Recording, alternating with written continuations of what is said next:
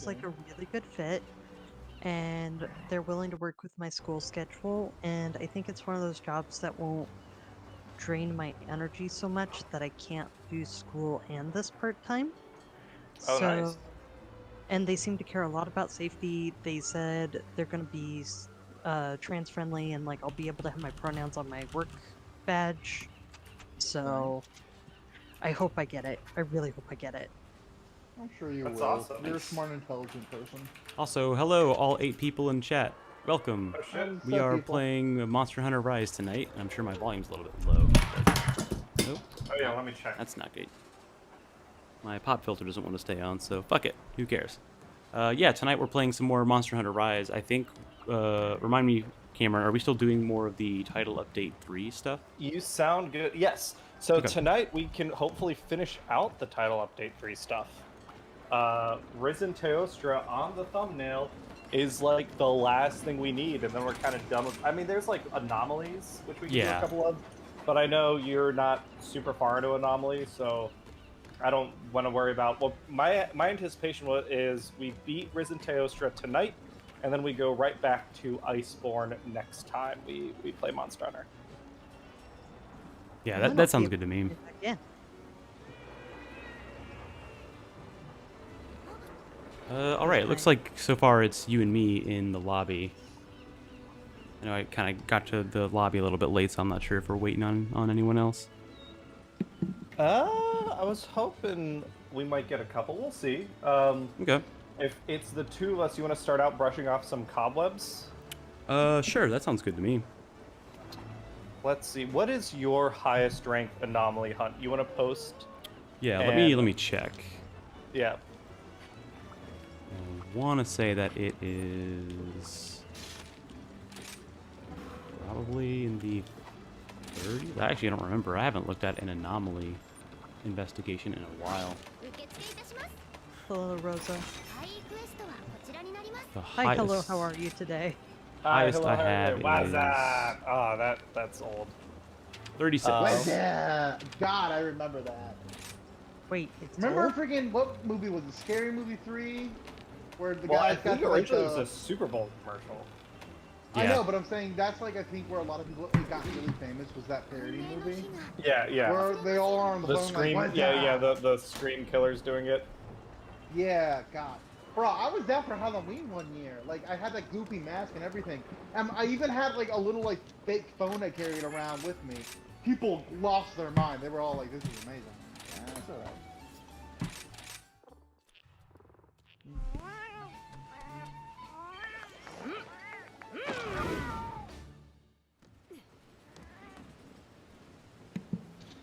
And then, So- Poe. Hey, Finn and Poe.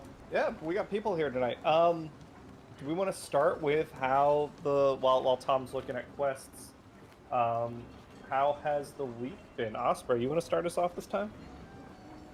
Sure. So it's been kind of hectic. I talked to a recruiter this morning to get established. I had a job interview today that I really hope I get the job. Did some D&D this weekend. I've been enjoying the hot tub a fair amount. It's really nice when it's really cold out to be in the hot tub.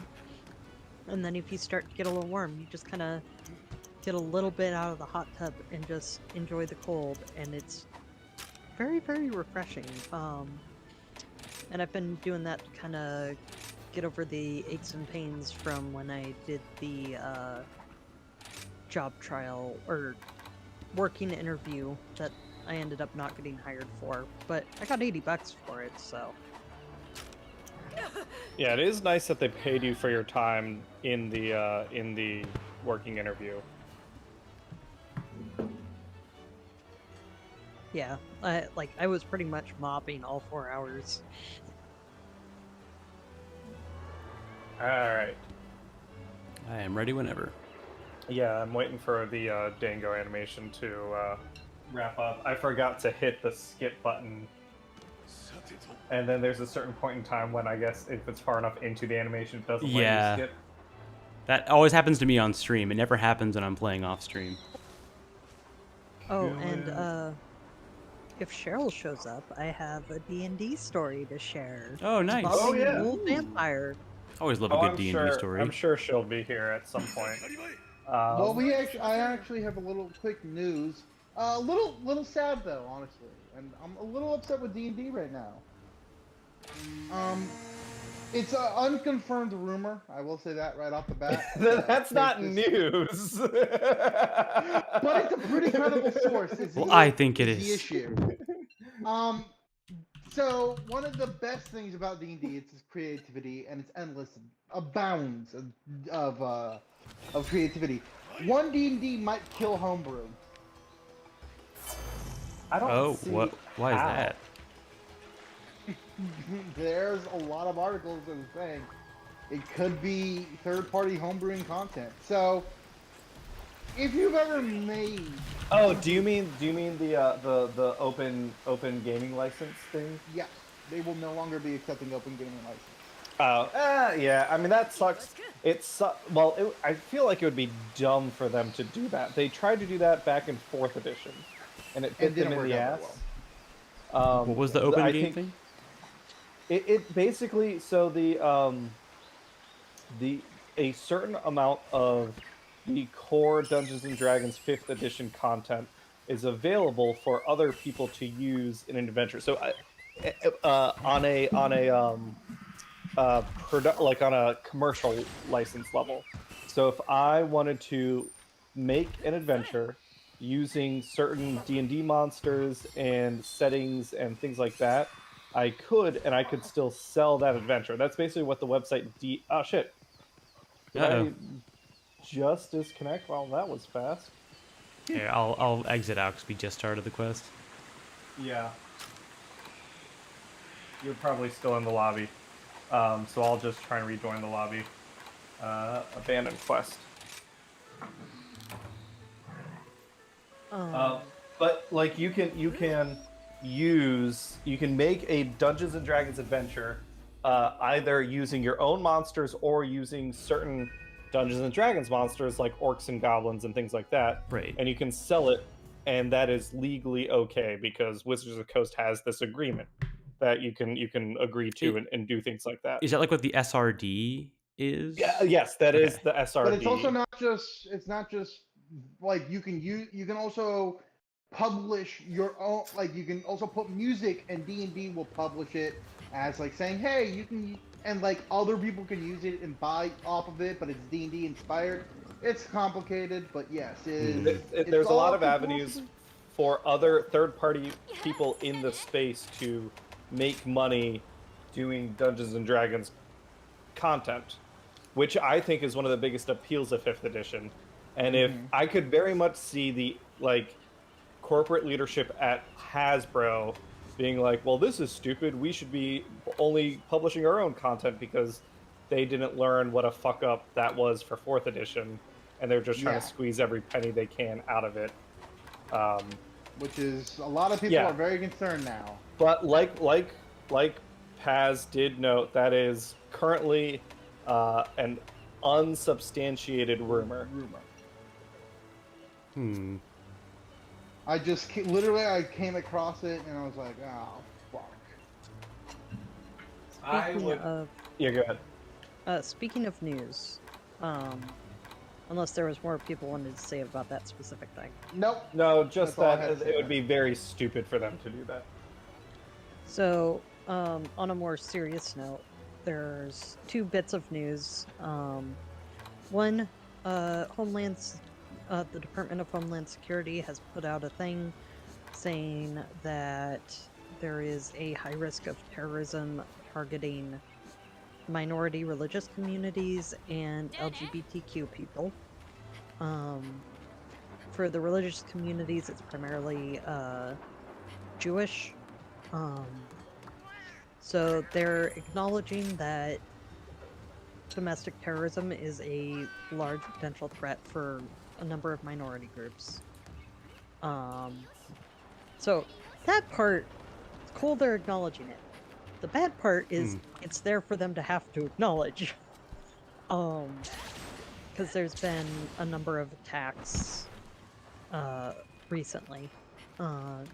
primarily the ones I've heard about are aimed at LGBTQ. And then there's a case going to the Supreme Court that's basically somebody is trying to make it so they can refuse service to LGBTQ people, primarily gay, because they want to. They're like, oh, I'm looking at starting a business making wedding websites, and I don't want to have to do gay wedding stuff. And specifically, they're in Colorado, which has a state law requiring you to not discriminate based on personal religious beliefs for those sorts of services.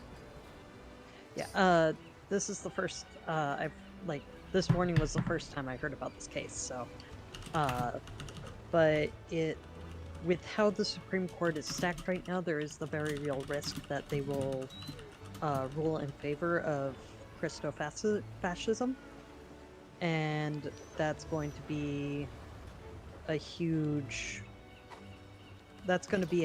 blow if they rule in favor of this bigot.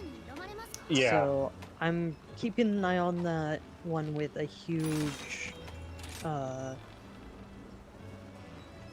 I'm eyeing it very nervously because it kind of puts Christianity on a pedestal by like governmental standards on a higher level than usual.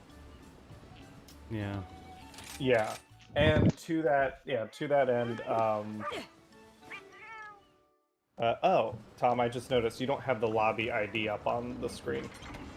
Oh, in OBS. yeah, thank you. It's the same one that you posted in the Discord, but I'll change that. Yes. But to that end, it is more evidence. I've recently had conversations with some peers about how, elections don't really matter. Well, clearly, yes, they have very real consequences for a lot of people, even if some of us are privileged enough to escape a lot of those consequences.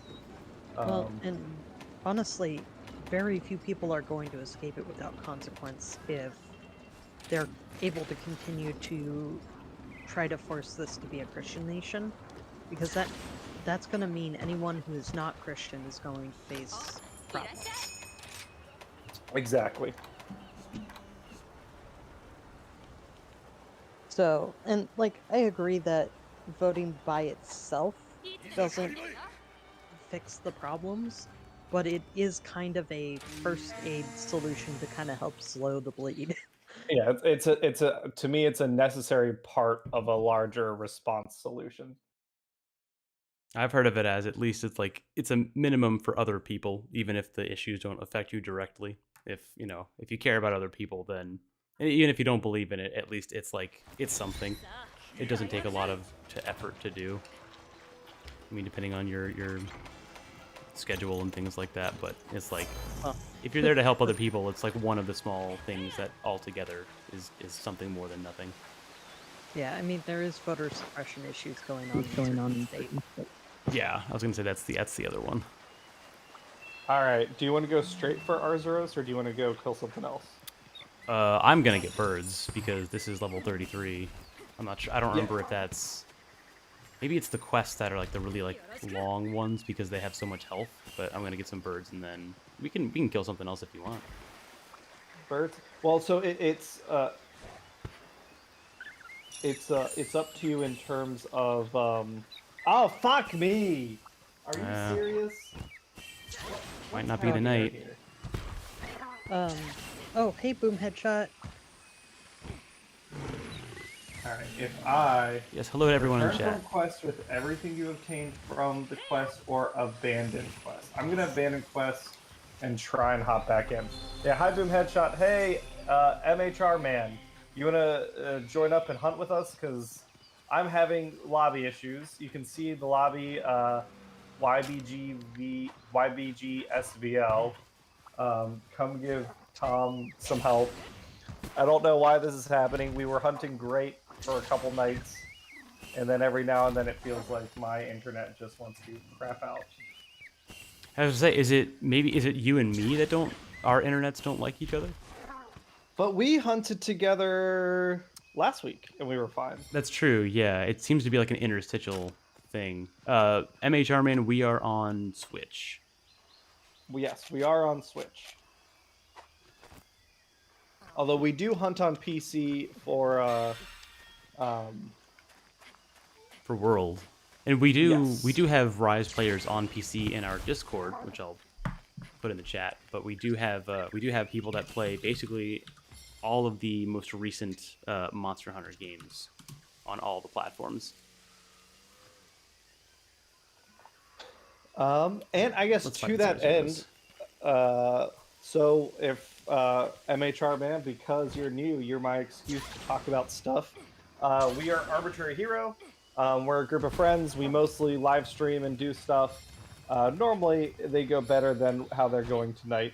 But we also, something that's really important to us is we like raising money for causes that are important to us. And this week is the final week of our 2022 Extra Life campaign, where we're raising money for Cincinnati Children's Hospital. Last time I checked, we were at $2,220 raised. We have a bunch of raffles and great prizes we're giving out. I'm a big Transformers fan, so I've got Transformers prizes. You donate $10 with the comment Transformers raffle, you get entered into that, and we announce the winner Saturday. Or if you're a tabletop role-playing game fan, we've got a bunch of great prizes donated by all sorts of companies in the TTRPG community. Hero Forge, Tailspire, DM's Guild, or what is their name? Drive-Thru RPG, Foundry VTT. They donated a ton of TTRPG prizes. And in addition, Hero Forge has been really wonderful in supporting us. Tomorrow, we will not have any sort of live stream on our channel because we will be live streaming a game that I'm going to DM over on the Hero Forge channel at 5:30 EST, 5:30 PM. We're going to start up, and it is a quest. The party is going on to deliver a sword for the whiniest member of Arbitrary Hero, Ian. Ugh. Damn, call out. Also, I'm getting like some wind feedback from someone's mic. I'm not sure.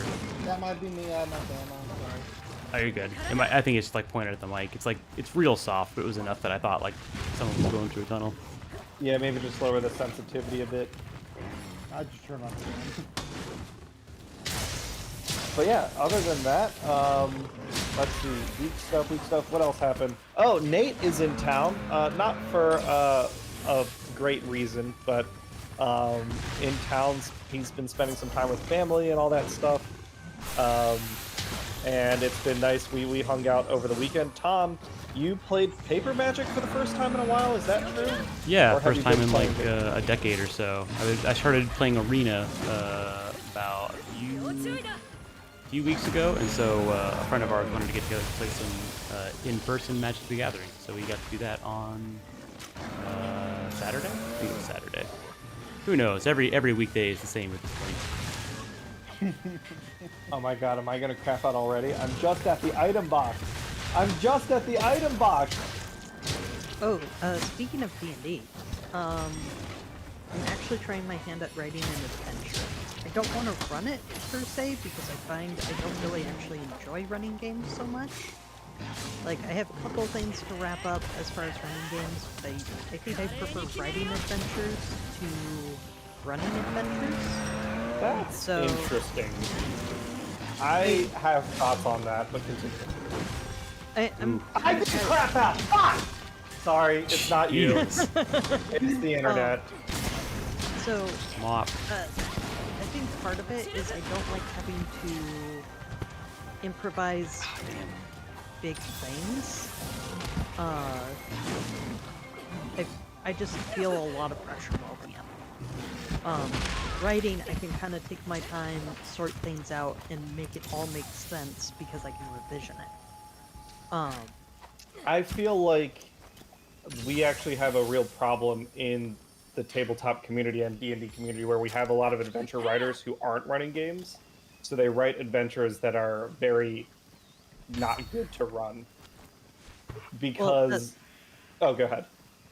Part of what I'm trying to do is make it something that if I were to decide to run a game, it would be the easiest thing to run, pretty much. Like, that's part of my goal, is to make it super simple, super, like, all the information is where you need it, that sort of thing.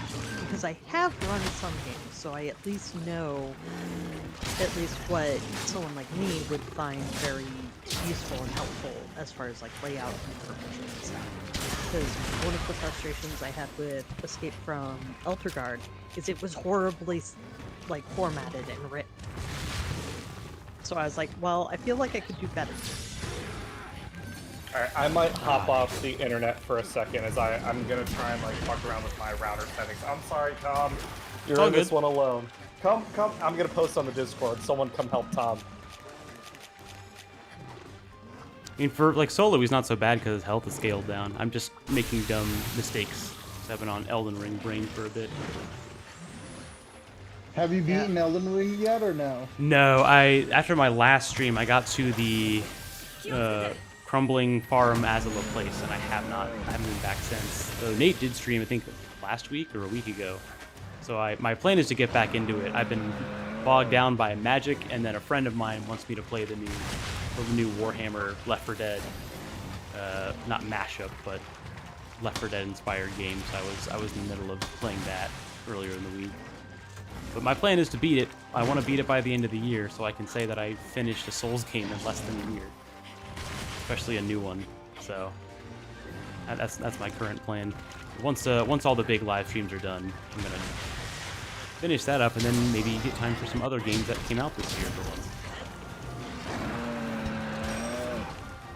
Jeez, this Zerus likes to charge a lot. Just a good chance to mess around and do some stuff. Yeah. Yeah. Do you like Pokemon at all, Tom? I do, yeah. I don't stay on top of it as much as I used to. The last time I really did that was like X and Y. But I like to hear about like new Pokemon and like hear from people that play the newer games about how they're doing. I am loving. Is it? I say I know there was the like glitches aside. Like I was hoping that at least the core gameplay was still fun for people. Oh yeah. I am loving it. They really nailed a lot of the new Pokemon. Like, I love so many of the new Pokemon. I was gonna say, do you have a favorite from the new gen yet? Ceruledge. And so Ceruledge, is it? When I hear that name, I think of this Aegislash. Is it similar to that? So it's an armored Pokemon that is Ghost Fire and has like fiery eyes and blades for hands. Ooh, oh, Hello, okay. Zephyr King.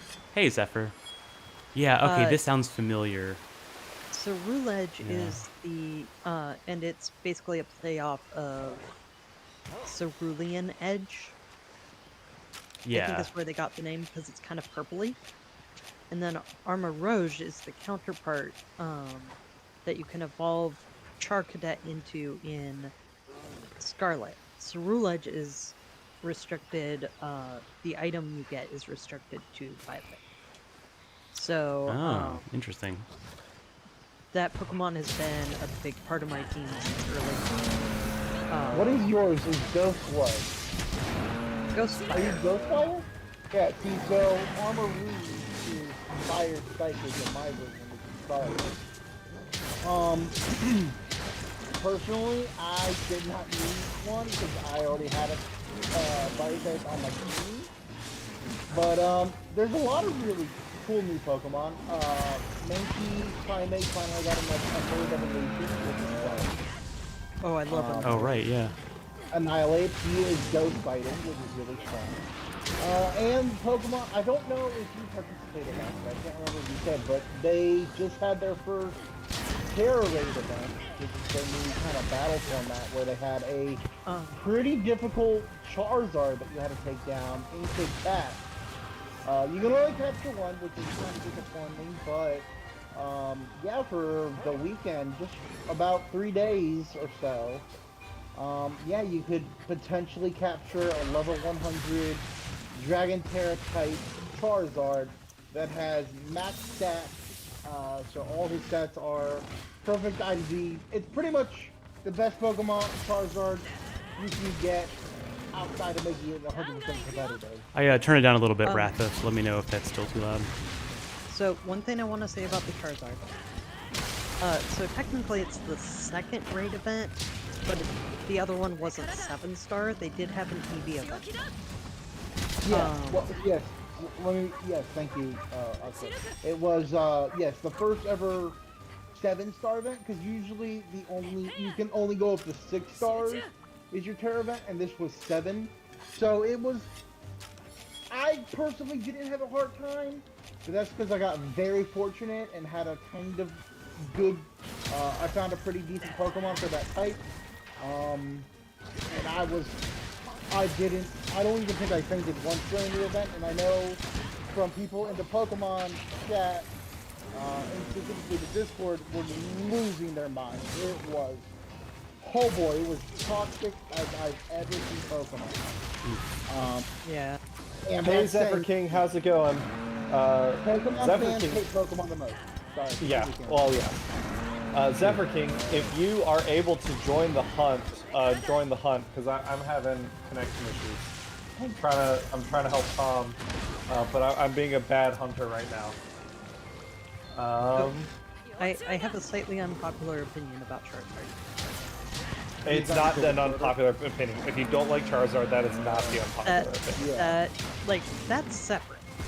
So I tried using, after I fully EV'd the perfect Charizard they give you that starts at level 100. I tried using it in a raid, and it sucked. It was not keeping up with the damage like you would expect. Like, it just was not doing well. Did you change its moveset, though? I did a little bit. Like, I chose moves that had a little bit more accuracy, but were still 90 power. And it just could not do enough damage compared to, like, my Ceruledge.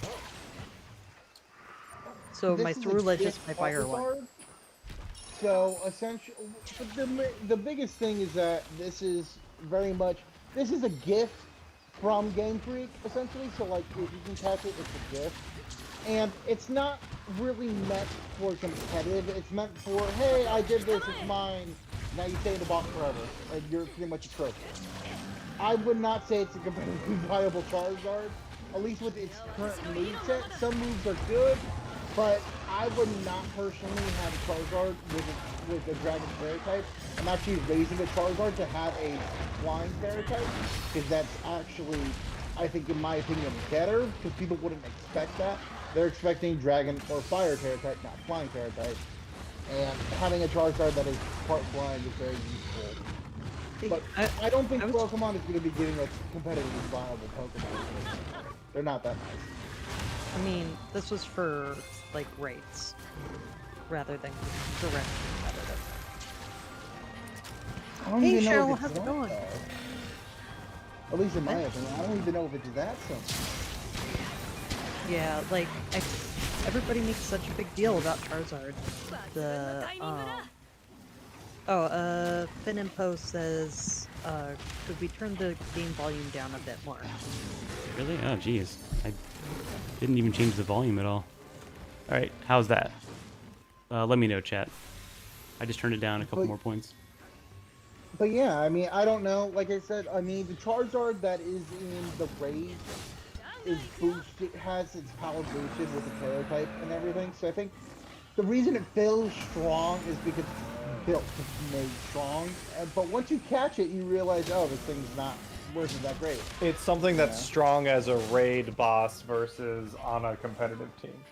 Exactly. Yeah. Even a raid team, honestly.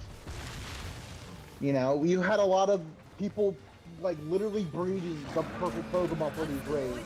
Like you had Azumarill, which was at the top of raids, because it's a water fairy type. So water resistance fire move. Fairy can't even be touched by its dragon move. Well, only have one dragon move, but still. I would say the most hard-hitting move was Hurricane. At least that's what I got hit by the most was Hurricane. Yeah. And you know, if you like got a I think you used one off, right? The the evolution of Fido. I can't remember its name. I did not use Dash Bun. Thank you. God, I don't know why I couldn't remember Dashbun's name. I tried the Azumaril build. I don't like how unreliable it is. Did it have huge power? It had huge power, but there's a thing the raid boss can do which removes the effects of your abilities and removes stat changes. So all of a sudden, your huge power and belly drum are just gone. Yeah, well, like for instance, I used the Dash Bun, and the great thing about that is they can warn Snarl and Howl. And Snarl's great because I'm lowering the Charizard special attack, and Howl's great because it raises every Pokemon attack, which is great because you need to do enough damage within a certain time limit. I did the raid 4 times. I did not fail it a single time. Oh shit! But that's just me. Like I said, I had a pretty hard carry my first round. I'm not even gonna lie.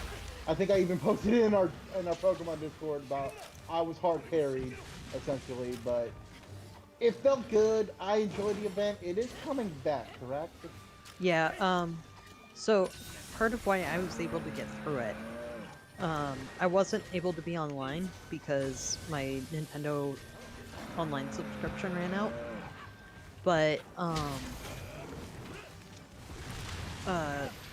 Atomic Fox and I did that, and she was running Florges and was running support with like Misty Terrain, Prevent Burns, and basically a couple other things to reduce Charizard's stats a little bit to give me more room. And would like heal cheer as needed to kind of help me get going. Oh god, I've never been so happy that we have cheers in this game. That's very helpful. Oh yeah. And it's not random like it was in Sun and Moon, where you could cheer, but it's like it's a random effect. It might not help at all. But now that we can actually, you know, pick, I want to heal, I want to, you know, and you only get 3 uses, which is pretty useful. I think overall it went well. Some people were definitely upset because they could not apparently beat it,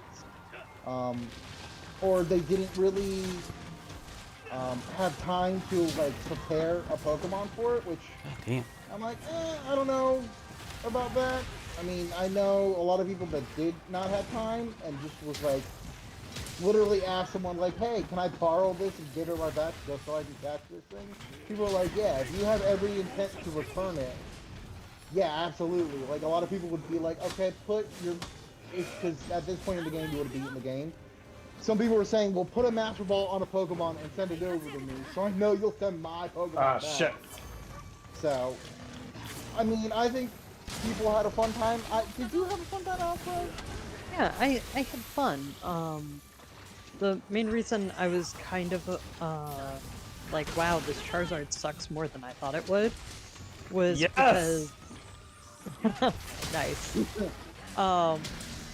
Was just because everybody keeps talking about how strong Charizard is, and then I actually try to use it. I'm like, you know, this isn't actually that strong. Yeah, unfortunately. I mean, I think the next, I hope, at least this is me, that we get the same treatment for all 3 original starters. That would be great. According to data miners, the other 2 aren't even in the code. Not yet. Yeah. I don't even think Charizard was in the code originally. Yeah, it was. Oh, was it? God damn it. Yeah, they're showing favoritism to Charizard again. They did it. I mean, they did it Gen 8. It's just something to be expected by this point. Yeah, people like Charizard the most. Zephyr King, Charizard is mid. Charizard is absolutely mid. Damn, I didn't realize people hated Charizard so much. I was always okay. I think it's because it's just overexposure. The Pikachu syndrome. Yeah. Yeah. Pikachu will always be the best Pokemon, even though Eevee is just as popular as Pikachu. Even though, well, Eevee got a whole generation to itself as well. So, with Let's Go Eevee, but still. Like, part of my thing with Charizard is my first starter of all time in the original games was Bulbasaur. Yes, you're a good person. You are morally righteous. Yes, continue. So basically, every time I see them favoring Charizard, I'm like, but what about my starter? You're like saying my starter isn't as good. So Yeah. Objectively, Bulbasaur is the best starter for. He beats Brock and Misty, and he's strong against Surge. He literally stomps the first 3 gym leaders, hands down. Yeah, He's those are also the just a difficulties cuddly with boy. fighters. So But, you know. yeah, it's one of those things Squirtle's where I fine. get it. There's a cool flying dragon, and every 8-year-old, like, and not obviously not literally everyone, but yes, Charizard is by far the most popular starter from Generation 1. Back in Generation 1, so that is in like Nintendo's corporate memory. So Charizard gets all the forms and all the love. Oh fuck! Yeah, Oh, damn it! I almost died to that too. In X and Y, We did get the Mega Forms for the other 2 later on. Kind of sucks. Yeah, in X and Y, Osprey, you're saying, yeah, Charizard got 2 forms. yeah, he got 2 Mega Evolutions. The others only got 1, and then in Sword and Shield, until the DLC came out. Did they get Mega Evolutions in X and Y, or did that not happen until Alpha, whatever? And No, was they it got like them in X and it Yeah. was in X and Y? Okay, okay. You actually specifically get a starter, one of the Kanto starters, when you meet up in the professor in like the 2nd or 3rd town. Gotcha. You get to choose a second starter, which is one of the Kanto ones, and he gives you their related Mega Stone when that happens. Yeah, Zephyr King. It's Bumblebee syndrome. It's Pikachu syndrome. It's a problem. I don't know if it's even really a problem. It's a minor annoyance amongst the many real problems of capitalism, which is that a corporation wants a marketable mascot, but they also don't want to spend more money than they have to on art assets. So that means that they will pick the favorite and they will put their face on everything. The unfortunate reality of the way our corporate structure works and the incentives we have for having, like, I guess, marketable characters like that. It's why Iron Man from the Avengers is so popular now because of the movies, whereas I remember before Iron Man 1 came out, no one really knew who he was. That's true, yeah. with a freaking female Ironheart multiple times. Yeah, like they've done all sorts of different, like in the comics they did awesome like other Iron Man stories because Iron Man wasn't like people knew Spider-Man and the X-Men and like the Justice League stuff. God damn. But the Avengers were definitely like a lower, like people really only knew them from like what, Marvel vs. Capcom. Yeah, pretty much. I mean, Spider-Man will always be Spider-Man. It's still scary how popular Spider-Man is because he will. The highest selling superheroes are Superman, Batman, but Spider-Man dwarfs both of them combined. He's that popular of a character. He's our best boy. Well, I mean, then again, you have my Miles healing Morales, on this guy. who arguably Woo! is my favorite. He saw Spider-Man. me heal and he was like, nah. Yeah, I need better armor. This guy's only 33. We're almost done with him. Yeah, do your charge. All right, here we go. Come on, go to sleep. Go to sleep. Go to sleep. Go to sleep. Hey! Ah. Heal me. Heal God me. Heal damn. me. So, Paz, do you Actually, have that's not so bad. a favorite new Pokemon from this gen? Oh God. Clodsire. Feel my heart, my beautiful, beautiful. Oh yeah, there's like a Running regional ball, Quagsire. baby. It is the Paldean from the Quagsire, and I love him. He is my son. Actually, technically, mine is a female. I named Sticeman. She's my baby. I will murder whoever tries to hurt her because she is mine. I love her. I love her. What do they about do? her. What typing does Quagsire have? They So- are Jesus Christ, I keep talking. Please. I'm gonna. So technically, Paldean Wooper evolves into Clodsire instead of Quagsire. Gonna start with that. I thought Thanks, secondly- this Fininfo. was just saying it funny. No. So the typing is ground poison. Which is a very uncommon typing. We don't have many ground poison types. Yeah. So yeah, Clodsire is pretty cool. I really like Cerulege. Mabostiff is such a good boy. Oh, the best boy. So they literally made a dog into a Pokemon? Like an actual dog into a Pokemon. What about Yamper? It's Yamper not was a dog. Arcanine. Not the bread dogs. Yamper? No, I love no, Yamper. bad dog. This is a dark type dog that Yamper's my son. has a very cocky Important grin. play. Oh yeah, and ties into some story stuff. But What about Hold on, Mightyena? what the hell they were doing? Houndour? Better than Houndour. Yeah, I guess Oh, yeah. when you say they made a dog into a Pokemon, what makes it different from the previous dog Pokemon? It's it's not- fluffy.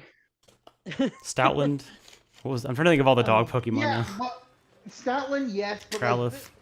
not only does this Pokemon actually play an importance in the story, but also you look at it and you're like, oh, that's just a dog.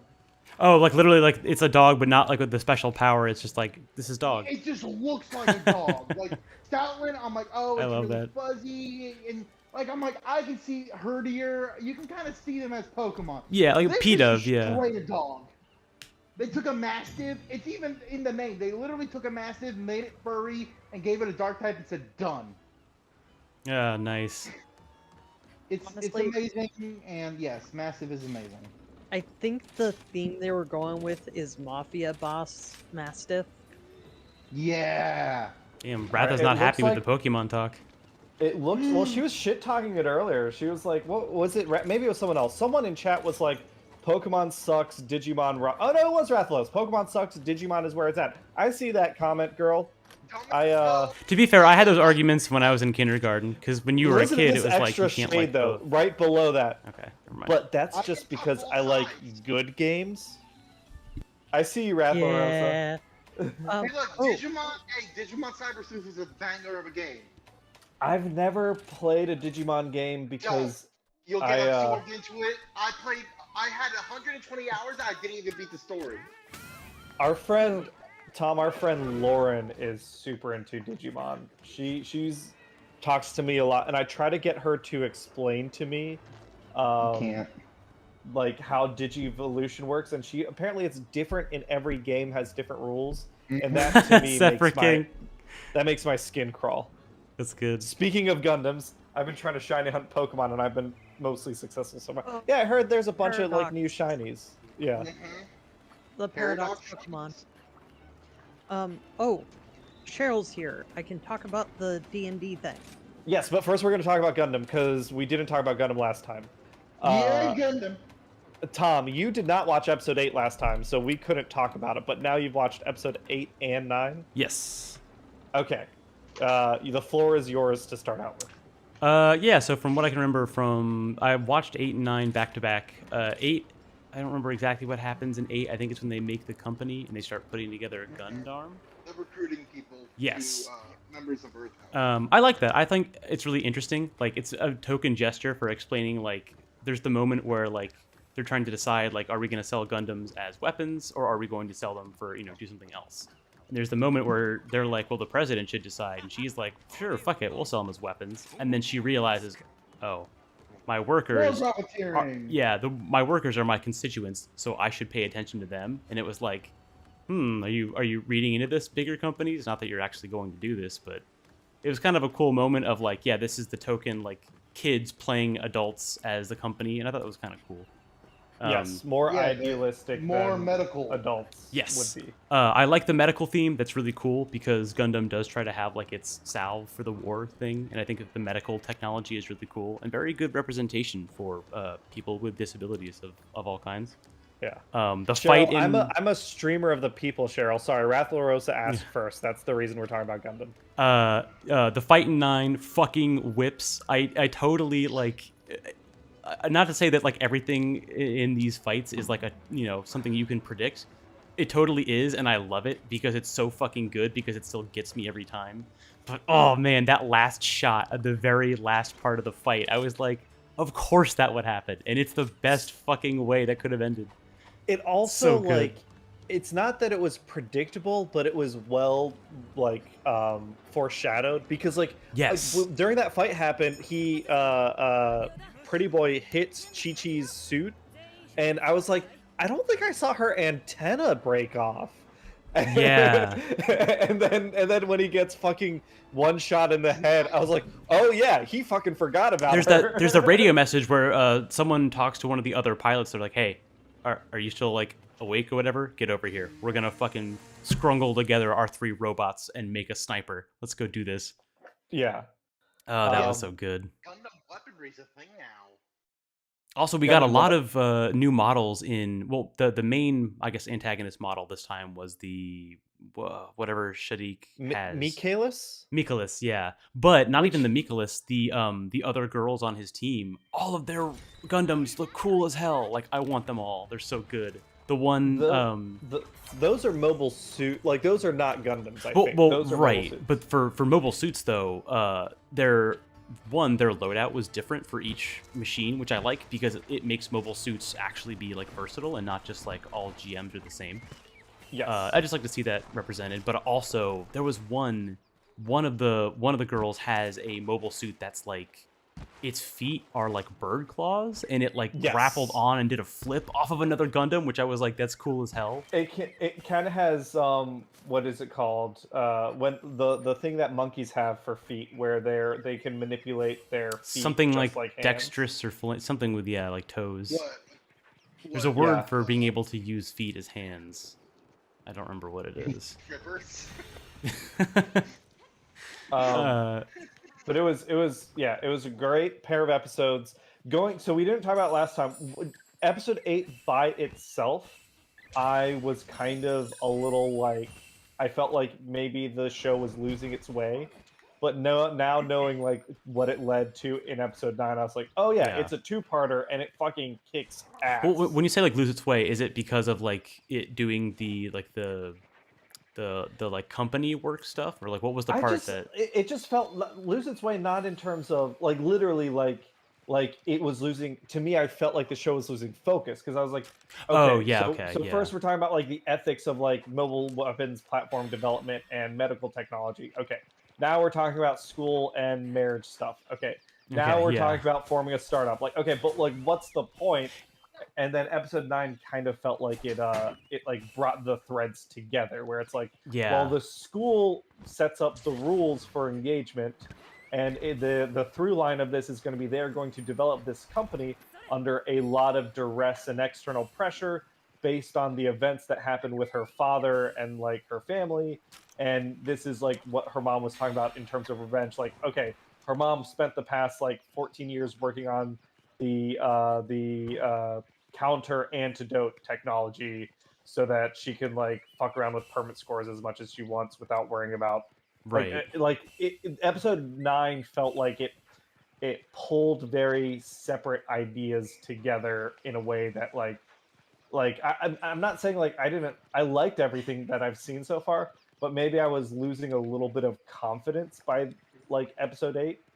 And then now with episode 9, I'm like back on board the train. Yeah, I that is a gripe of mine, is that it does have these weird like I don't feel as, maybe it's because I'm not binging it and I'm watching it like all as they come out, but like I felt kind of like not connected to a lot of the characters besides Miriam and Soletta. Because like there's like a lot of stuff where it's like, okay, so the kids have to come up with a company and there's houses. And then there's the families, and I was like trying to put it all together. It felt like it was sort of like just dabbing into a bunch of these different columns that are like, oh, and this is here, but it's not relevant all the time, kind of thing. Yeah. But like it's still cohesive enough that I do like it. Even if it doesn't work all that well, I think I've kind of adopted the like, this is wrestling with robots mindset of Gundam more so than like the tactical like advantage battlefield that it is. But But it still needs yesterday's cohesion. episode feels like now it's like, oh no, yeah, we didn't forget about the tactical part of it. I'm like, okay, well, what are you doing? Yeah, I like love where it, was but that what before? are you doing? You can have both at the same time, and we've seen that in other Gundam series too. Yeah. But yeah, 9 really brought it back. We have to have school stuff and Gundam stuff, but we can't have the two interchanging. You know?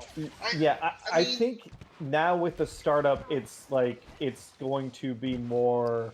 The startup Gundam. was the missing piece that's gonna everything's fitting together now in my mind. Yeah. Also, Michaelis. So the mobile suit that killed Suletta's father. Michaelis is not that suit, but it looks like the descendant of that design. Yeah, right? a lot of purple.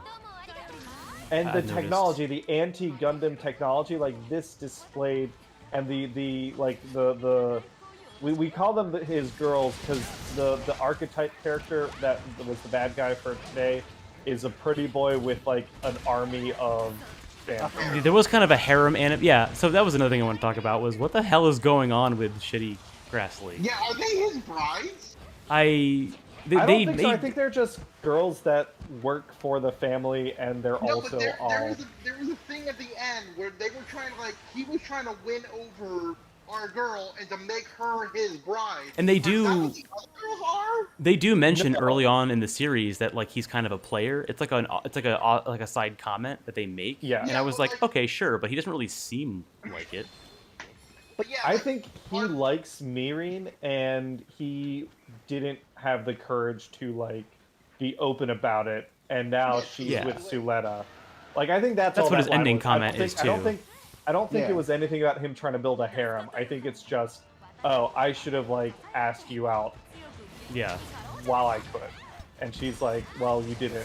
Also, get out of here. Yeah. Bitch. Also, fuck you. Which good. Yeah. I'm a G unit. Yeah, because honestly, I kind of. You don't deserve this green tomato. Yeah, but there is definitely, I think, a layer of misogyny in his character. Just the way he talks about her as instead of a. It's interesting to see he's not immune. She's my partner and I trust her, and then Pretty Boy is I could have been your. I want her. Yeah, I could have been the one to protect you, and it's well, that's not what Mirin's fucking looking for. And that's also what Ghoul, Gamer Fuel Jetrick, whatever the hell his name is, Jetrick. He is also a similar way, and even Elon, whatever the hell his name is. I call him Ellen because honestly, if you're gonna call him Alan with an E, no, it's Ellen at that point. Ellen. I like Elon. Ellen does the same thing in his own way. It's more personalized to himself, but it's oh well, not even Robot him and also we're real. Finally meeting the real one. Well, even Robot did a little bit, sort of, but that's I think is also a message about the way that the male alpha characters, the kids anyway, the way that they think about property and ownership is very misogynistic because it falls in line with capitalism, but also it's because their parents instill that in them, right? Their parents are not very really any patriarchal. Better. Yeah, I think they're learning that. Sorry to interrupt real quick. I think we have talked about it. This is our first ever female completely led Gundam series, right? Have we ever done I think so. main character? What about Camille? Yeah, but in the I thought Camille was male? I don't know. I think you're right. Camille is a main character. Well, and it was also not its own universe, but yes, exactly. Which we talked about it before, which from Mercury came out, which is that, this is our first Gundam that has a female main pilot protagonist, which is cool. A lot of the student perspective was mostly female too. It seems like a lot of the guys seem to be the enemies as well. Yeah. Yeah. It's definitely fuck me. Aha! I dodged that shit like the Matrix. I feel like every time we talk about Gundam, it always boils down to us gushing and saying you got to go watch it. It's a good show.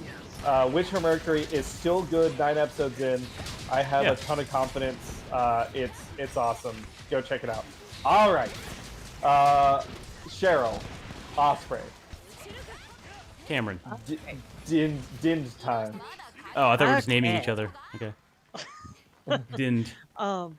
So, in the Caves of Hunger in Rime of the Frost Maiden, we encountered a vampire gnoll. I almost got you too. Yeah, almost. Would have gotten away with now, it. Yeah, yeah, Damn really. Melon So- kids. we found out that this gnoll really hates conversations in Celestial. Well, really hates anyone speaking Celestial.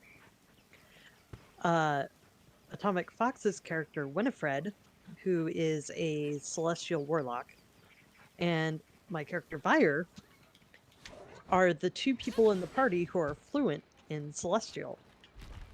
So they decide they're going to have a conversation to lure this vampire out.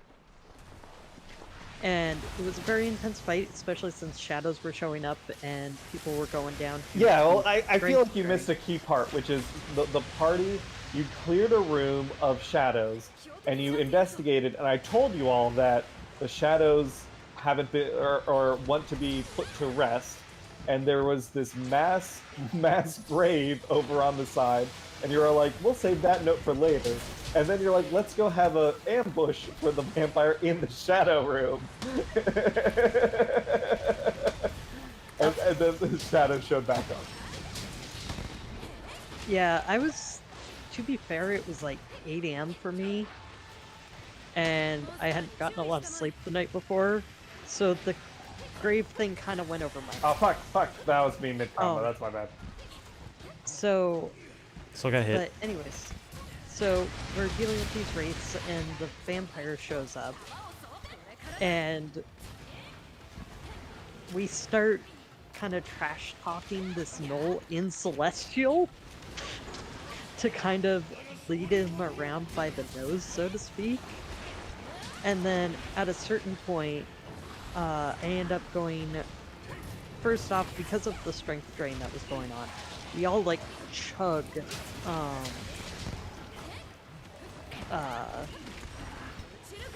Potions of Hill Giant Strength. And then I go into the Radiant Soul form and just end up doing so much radiant damage that it just finishes off this gnoll vampire. And it ended up being so badass. I was so proud of Vire for that one. I'm just sucking today. Yeah, it was a really cool moment. I definitely, if I were to run the Caves of Hunger again, I don't know why they didn't do it, but it's this gnoll vampire is, it's a stat block that I think was introduced in this adventure book, but they didn't give it legendary actions, and they also didn't give it the normal vampire rule, which is if you kill it, and it's not in sunlight or running water, it turns to mist and returns back to like a resting place to come back. It was missing those two things, and the idea is this is a hunter that like pursues the party the whole time while it's in the caves. And I got to do that a couple times, but I was hoping it could escape and get away. But you all were definitely properly equipped with the essentially, if it hears someone talking Celestial, its stat block does say it has to use its action to attack that person. So the party was able to, Vire and Winifred were able to keep the gnoll from escaping in the third encounter. And you didn't mention it, but also the most clever use of Potion of Giant Strength that I've ever seen. I wanted to shout out that, huh? I mentioned the drinking the potions to avoid the strength drain killing us. Oh, okay. Yeah, that part was really cool. Because I think I was on the verge of a party wipe. Yeah. I was like, and like I'm the sort of DM like if that's what happens, that's what happens. But you all did manage to avoid it, and it's like the party configuration is has a lot of strengths, but the strength stat is not among them. I think the highest strength stat in the party is a 10. I mean, that's So, mine. huh? I think Winifred might That's my have shit. a slightly higher strength than 10. No, But I she could be wrong. doesn't. Calamar is the only one that has a higher strength stat than 10. and he wasn't he wasn't at the fight. Oh, gotcha. So normally shadows are not like super dangerous creatures, especially for like level 10 and 12 player characters. But in this case, yeah, they were very threatening, and it was a lot of fun. It's been like 2 sessions in a row where we've had some really fun puzzle-like combat encounters. Oh fuck! Yeah. I was trying to find my dust of life. Oh, didn't mean to do that. I'm sorry, guys. I know we got one more in us. I just freaked out on my controller. It was weird. I'm gonna hang back and play a little more conservatively. But yeah, Icewind Dale was a fun session with the ice methods, and then the knoll and the shadows, and there's like we're not even halfway through the Caves of Hunger yet. Yeah, I'm excited. I'm also really excited about kind of the new direction our new player was talking about taking the character in. Yes. Because I really like the idea of how much that character could tie into some of the existing stuff, especially with Winifred and Byre. Or yeah, Winifred. Yeah, Winifred. Did he cut out? No. I just said Winifred and Byre. Okay. Yeah, so we are having a new player join the party, and I'm pretty excited. They, like, talking with them ahead of time, kind of vetting them out. They seem cool and pretty collaborative in terms of, like, storytelling stuff, so I'm excited. And this basically just means we have a party of 6, so we can afford to lose 2 people and still have 4 on any given session. Oh, I thought you were going to kill off 4 of your players, Cameron. No, like, Jesus, Cameron! No, as long as I have 4 players at the table, I'll run the game. I don't want to play with you anymore. Yeah, in the past couple months, I think we've had some like scheduling issues, so I'm just. Okay. I think we won't have to cancel sessions for a little while. And not killing finish a out party this at all campaign. for freaking killing 2 people, Jesus. Yeah. I killed Tanner's character. Luckily, we had Revivify. Yeah, you managed to kill off the shadows and use Revivify. But yeah, it was some fun D&D this weekend. The other session that I played, actually you were in it also. The Ghost one. That was like that was okay. Yeah, I really liked my idea better, which was your characters are possessed by ghosts part of the time, and then your actual characters do stuff in the physical realm, and then for the ethereal realm stuff, you switch to the ghost, which is what I thought it was going to be. And then it turns out you don't actually play your own character the entire session, you just play the ghost. Yeah, it was an interesting idea in an ongoing campaign, but by the nature of it potentially being a one-shot event, I feel like it would be very unsatisfying for a player to come to the table with the character they made and then be like, actually, you're going to play this other character this whole time. If they know ahead of time, though, I do like the idea of it being like, you are still a person with a backstory, and as long as they know, like, it won't be the same, like, the full effect. Yeah, we actually, but so we actually had a player that created a character that they didn't get to play in that session, but they're planning on playing it in our next session this Friday, our penultimate Domain of Dread. So yeah, I'm excited. It was a good weekend of D&D amongst other things, and I think I'm excited. We're gonna finish out Domains of Dread come on, Dodge! Woo! We're gonna finish out Domains of Dread in 2 weeks, 2 more sessions, and then I've got some epilogue stuff, but that can be done kind of whenever. It's not part of the campaign structure. And then Rime of the Frost Maiden, it feels like it's gonna finish out by next summer, and hopefully Waterdeep finishes next year, and then I'll be free. Free from this prison I've crafted for myself. I'll be free. Yeah. Also, I've been reading the Transformers TTRPG book, Nice. and I have a sense of what character I'm gonna make. Oh, what? How did I faint?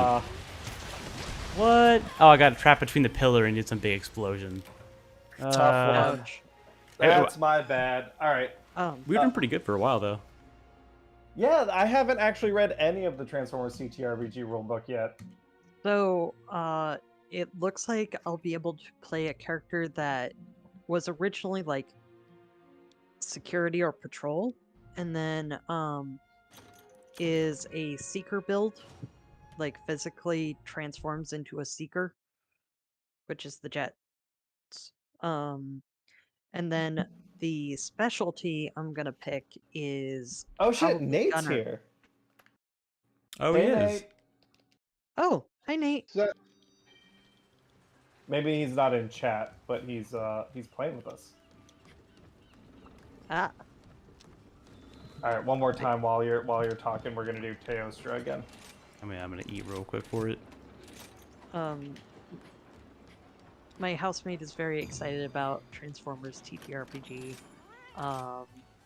Yeah, when you get a chance, I bought the book, but it's hardcover and it's getting shipped to me. When you get a chance, if they can share with me the PDF version so I can start prepping. My plan is I'm taking 2 weeks of vacation, but I'm not going anywhere starting the 19th.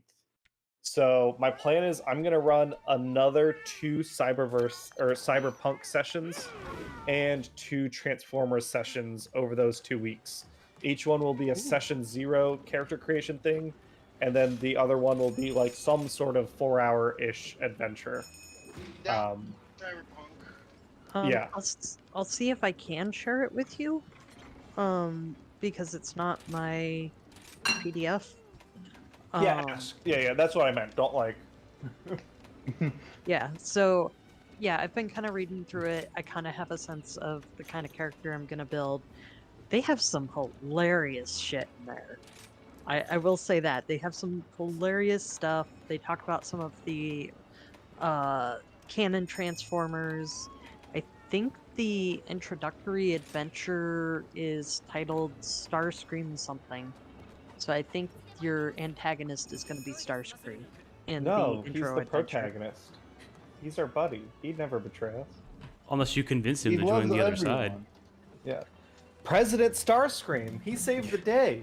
You've got a message or a question from Cheryl in chat, Cameron. She wants to know what was what's the question? What was the mission? Like, what was like the overall like objective? Of Oh, for the Domain of Dread. Okay, so the last time the party played, when they were in Valachan, they got the Scion of Darkness, and they was that the last session? No, that wasn't the last session. What was the last thing you did, Osprey, before this session? Honestly, I don't remember. My brain's kind of foggy. It was in Tepish. They went to get with a witch to get information, and basically they learned the big reveal that I think players had already kind of figured out and guessed is that Darkulus is Darkulus Rex. Darkulus Rex, what a name! Which is a name that the Dark Lord of Darkon, Azalin Rex, went by. It's a pseudonym. Darkulus Rex is a Necrocore, and so this is either somehow related to Azalin or is a form of Azalin who has gone missing. Basically, the big bad guy is Darkulus Rex. And they learned that the apparatus, who they've learned some things about but hadn't learned a ton of information about, they learned that it had been built in Mordant, which they know, but it actually also been used in Mordant. So the mission this time was to go to Mordant, get with the Weathermay Foxgrove twins, and summon some dead. Mordant is all about ghosts, like ghosts outnumber the living over there. Summon the ghosts of some dead adventurers and learn from them about the apparatus. They were able to summon the adventuring party that originally prevented the apparatus from functioning the first time long ago in Mordant. And they learned that, okay, so it has these pieces that have been slowly being gathered. There's a purpose for the Urn of Dreams. There's a purpose for a vestige of darkness, if not the Scion of Darkness, one of the other dead vestiges.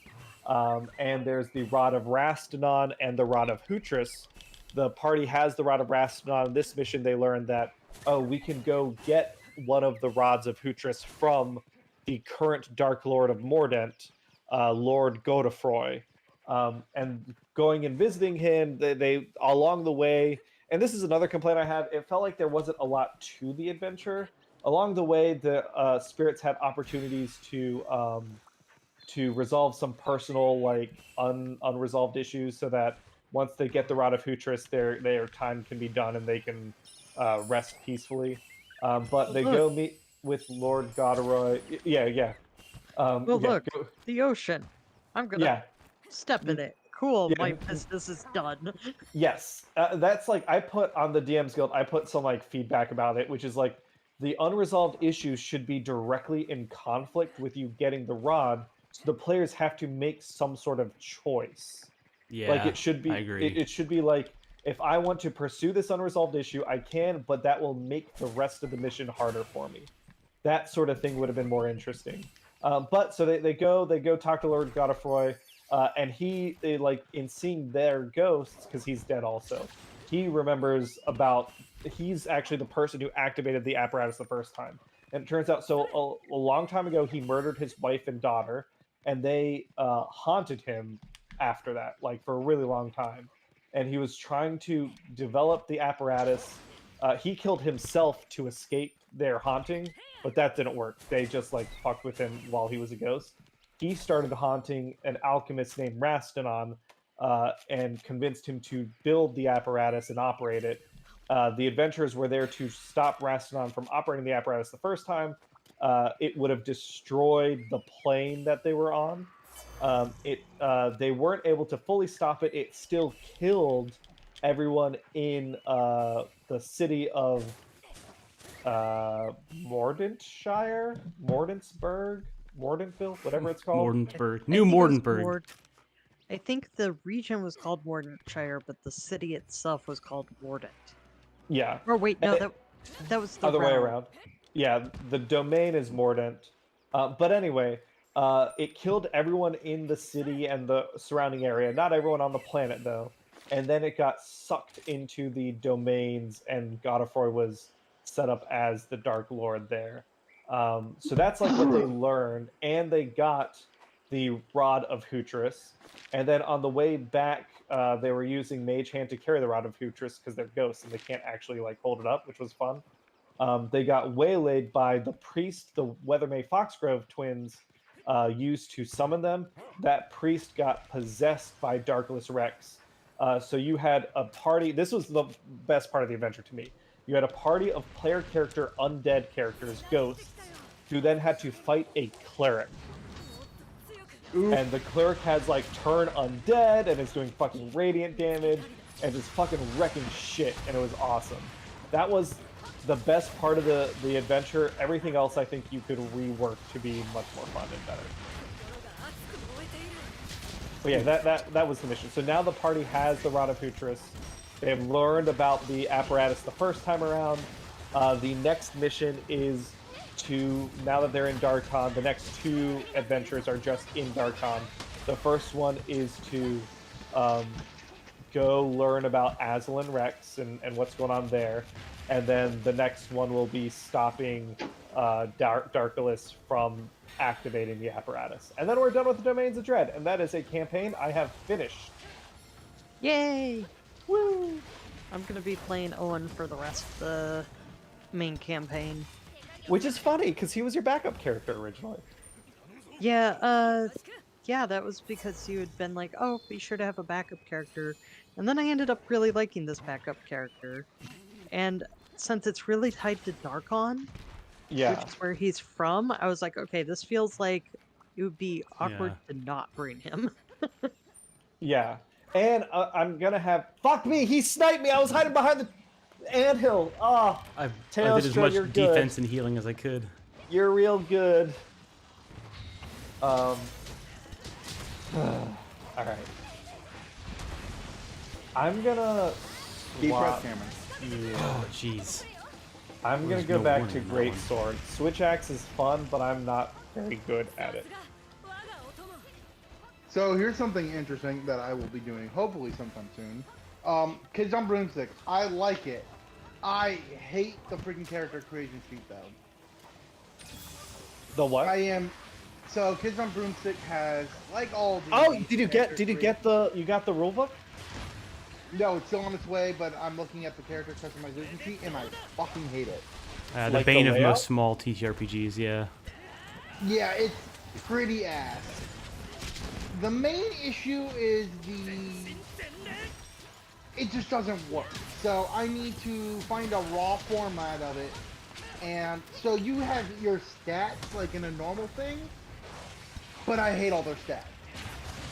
What do you mean? So Like just I'm the completely names? removing that and I'm putting my own stats in. My stats will be based off of certain spells, types. So you have Charm, Enchantment, Illusion, Elemental, Curse, Potion, and Animal Handling, or like animals, essentially, because there's a lot of fun things that can be done with different types of animals.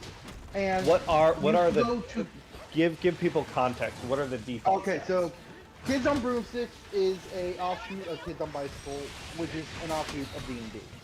Kids on Broomstick is essentially Harry Potter, but your own world of Harry Potter. So it has the normal D&D, like your name, age, pronouns, what's your motivation, what grade you're in. If you have a broom, this is what it looks like. This is its name. This is what mechanical benefits it gives. This is your wand. This is the wood it's made of. This is the core it has. You know, all that fun stuff. My biggest issue is a lot of the stuff, there's only 6 stats compared to D&D stats, which there's a little bit more. And they are not bad, but they're just not magic enough for me. You know, one of them is like brains, brawn, grit, charm. Oh, shit. I'm like, that's boring. That's not magic. That's just using stuff that I can do now. I can use my brains and my brawn. I want it to be more magical. I also want to give a reason for my characters in my game to go to class. Because if you notice, Harry never goes to goddamn class. Yeah. Only when it's convenient for story movement, which I get why, but it's like... I want them to actually go to class. How do you make it mundane but fun? Exactly. So I thought, struggle well, with that.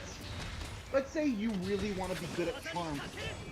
Meaning you can charm other people, you can charm inanimate objects, you can do that sort of thing. Let's say you really want to get good at that. You can go to charm classes specifically, and every class is worth X amount of experience in that stat. So the better you are at charms, the better and more powerful your spells can be, and the easier it will be to perform that spell. Or in layman's terms, it's going to lower the threshold you need for it to succeed. Because I don't want someone to be like, I'm going to cast Wingardium Leviosa. You can tell me what you want the spell to do, and based on how good you are in that specific spell type will be whether you succeed or fail. I want this to not be like a normal game of D&D. I want it to be more fun, more engaging. I want there to actually be a reason to go to classes. There's a mechanic behind it, not just, well, I guess we can go to class because we've got nothing better to do. So I don't like that. I guess you're assuming based on the character sheet that mechanic doesn't exist. It doesn't exist. I've played it before. Oh, okay, gotcha. I know it doesn't exist. There's no reason. There's no class.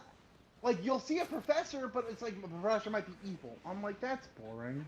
That's been done before. I guess I think like part of the problem is also because like Harry Potter in particular like starts the idea like they go to class, but all the adventures happen like outside of class because they sneak out. I want there to be kind of like the Harry Potter video games. We went to class and we went to dungeons inside the classrooms because it's a magical freaking palace. Yeah, even like Lorehold in fucking Strixhaven does that really well, where it's like dungeons is class. I'm like, that's awesome. That's a great idea. Exactly. I want that to be in my world because I find it far too often where like, yeah, dueling club's cool, but we see for 1 year in like a chapter and we even see it less in the movies, and then it just drops. What I'm like, what no, will you that's so call much potential. what will you call your magical school, and where will it be located? Don't know and don't know. I'm working on the character sheet right now. Gotcha. I'll be Gonna write a short campaign around it, do a one-shot, see how it goes, fix whatever's broken, and then bring it to the public. I'm gonna call Which is my you guys. school Juilliard's, and it'll be in New York City. No. I'll be right back. Oh, sure. Okay. But yeah, so that's what I'm currently working on. I wonder how much you could borrow from the Strixhaven book for how classes operate, because I think the I already have an Strixhaven idea book of how they operate. has rules for that sort of thing, of like mechanical benefits for going to class. Well, mine is just gonna be a flat-out XP, like so how it will be is every type of spell type is your quote-unquote stat. So every time you go to class, bad. you'll get maybe 1.5 the amount of experience to get to level 1, and so forth. So there's a mechanical benefit to going to class. Because, like I said, I don't want someone to have to say a specific spell. Like, I don't want someone to say fireball and a fireball comes out. No. Be creative, damn it. Your magic... That's what I don't like about Harry Potter, is that you're in a world full of magic. Magic can do literally anything, and you're using the same 7 spells over and over again. You know? No. Be creative with your damn spells, people. So that's why at least in my system, it will be more of a... The player will tell me what type the spell is. Oh, I want to charm that person into carrying my books for me. Okay, well, you're not very good at charming, but let's see. You can roll your dice, and you tell me based on, I will put a threshold for it based on the difficulty and whatnot, and, you know, you will add whatever your proficiency is kind of in that stat. So let's say you have a +3 in charm, and you roll a 6, and the dex, and it's a, then you add +3, and the difficulty was an 8, then you pass. Good job. Okay. You can now charm guys. that person. So that's how I want it to work, but I am just having to find the actual PDF, then I have to print it, then I have to add my own rule sheets, and then I have to put it back into the computer. So it's going to take a little bit. But no, I don't actually have the core rulebook yet, but I have read pretty much And the entire you've played the thing game before. Got it. And I played it twice. One more time. We're doing it one more time. I recognize that I've been a bunch of the fates. This time I'm starting out strong with a great sword from the beginning. I'm not fucking around anymore. This will be it. We're making the thumbnail come true. We're doing Teostra. Zephyr King, Nate, appreciate your patience. Tom, appreciate you being the streamer for the night. We'll get this. Oh, yeah, team so that's go. what I'm currently. Osprey, hi Osprey. Like Osprey, Hello. are you a fan of Harry Potter? No. Would you ever like to be in a Harry Potter world, though? I like the idea of magic schools. So my problem with Harry Potter is J.K. Rowling's bigotry and financial contributions to Take major J.K. Rowling bigotry. completely out of the situation. If she's not there, sucked. are you more interested in the magic? So, yes, I really like the idea of magic schools. Okay. Unfortunately, some of her bigotry has bled into Harry Potter directly, which is why I'm not a fan of that particular series. Like, Yeah. I really want to play Strixhaven. Strixhaven is, like, perfect for me as far as, like, thematics go. Like, Magical University, yes, please sign me up. Yeah, and like I would be down for playing, because I want to play Kids on Broomsticks sometime, specifically because it is not Harry Potter TM. It is its own thing based on the same concepts. So yeah, I think it'll be fun. I have to workshop a name of the school, where it is, how you get your invitations. Are you Magic Born? Are you, well, obviously Talarian Community College. right? Yeah. I've been thinking about that. Magic school, now you're in the rejected magic school. I've been thinking about that because I like, right, as my campaigns are wrapping up, I'm starting to like kick around what I want to do next, and I've thought about Strixhaven a couple times. But I've read through the Strixhaven Adventure, and it's not. There's not a lot there that grabs me. But the idea of you start out on a satellite campus, so I can like fuck around a lot more with like the structure and things. Plus, I had a lot of fun at community college. I'm But yeah. hopefully going to be doing community college in January. Oh, nice. It's It not so should bad. be the default. Like, why pay more for your first 2 years? I didn't if like. you don't have to. I didn't try to make a lot of friends, but also like the actual college part was pretty easy, so I really can't complain. Like I think it's a good like alternative. Not this should be the standard, like Cameron said. I mean, like honestly, Finn and Poe, there were times like people would talk about video games near me, and I was like, yeah, I guess I could talk to them about it, and I did sometimes, but like no one else also ever made like the effort to hang out after class. I think mostly because everyone else was working, and I never did either. And I was like, yeah, that's okay. Actually, I'm kind of cool with that. By the way, trade schools are great. They cost a tenth of what it makes, and Yeah, you have no vocational and school trade is debt. good too. Oh yeah, and trades are kind of dying out. I mean, I'm making decent money, and I have a trade. Yeah. Hell, some don't even need a full trade. Yeah, for me, I'm planning on going into going to become a therapist, so that kind of doesn't work with trades. No. I will be your first patient if you need one, Osprey. My mind is messed up. Not allowed to do it psychological with torture. people I know. I know it's a joke. Oh, you said it so I have a- deadpan that I was. I know. I've literally had people be like, "Oh my gosh, when you become a therapist, you should totally become mine." And I was like, "I know you too much. Conflict of interest. I legally and ethically would not be able to be your Yeah. therapist." Yeah, I already have one. She's nice enough to me most of the time. I just realized I have to leave now. Oh shit. Sorry, guys. Oh, you're good. You going off to work? No. No, I took my sleeping pills like way early, and they're just kicking in. Oh, I see. And Yeah. I don't want to fall asleep in the middle of the stream because that would be super embarrassing. Because you'd hear me snoring. That's fair. It's happened before. Yeah, get some rest. Yeah, go Bye, get guys. rest. See ya. See ya. I will be watching with Beta Breath tomorrow, guys. Oh yeah, Sounds good. yeah. Please, Yeah. do tune in if you can. Yeah, whoever else is, as we are talking, I'm talking with Hero Forge right now about them. Like, hey, can we adjust our start time? But we having a watch party, by the way, or we don't know yet. Someone else mentioned Yeah, someone was asking that. about watch party. What do they mean by like? Is that a So specific? everyone in note? the Discord watches it, and we go into a chat and we talk about what kind of stuff's going on. Oh, is that like essentially what the watch stage party. channels are for? I've seen something like it, but I didn't know if we had access to it. We can set up an event. Yeah. I can look into it more after this too, because if that's the case, like that would be cool just to have another platform for people to watch on. Yeah, we'll have Nate run it. He's got to watch anyway, so he can do. I think it's just a channel you announcement. make. I don't think we have to have anyone like host it. We just make a channel and they can join it. But yeah, what Paz was talking about and what we mentioned earlier on the stream. Tomorrow we are streaming with Hero Forge. If you're a fan of tabletop role-playing games, I am running an adventure. We've got a team of 5, 4 Arbitrary Hero members, as well as Annika from Hero Forge. It's, I think, roughly a 4-hour adventure. We'll see how it goes. But they will be down beneath the sewers of Waterdeep in an ancient and long forgotten Fey temple, looking to figure out what they need to do to open up a portal to the Feywild for reasons. That is starting at 5:30 p.m. EST.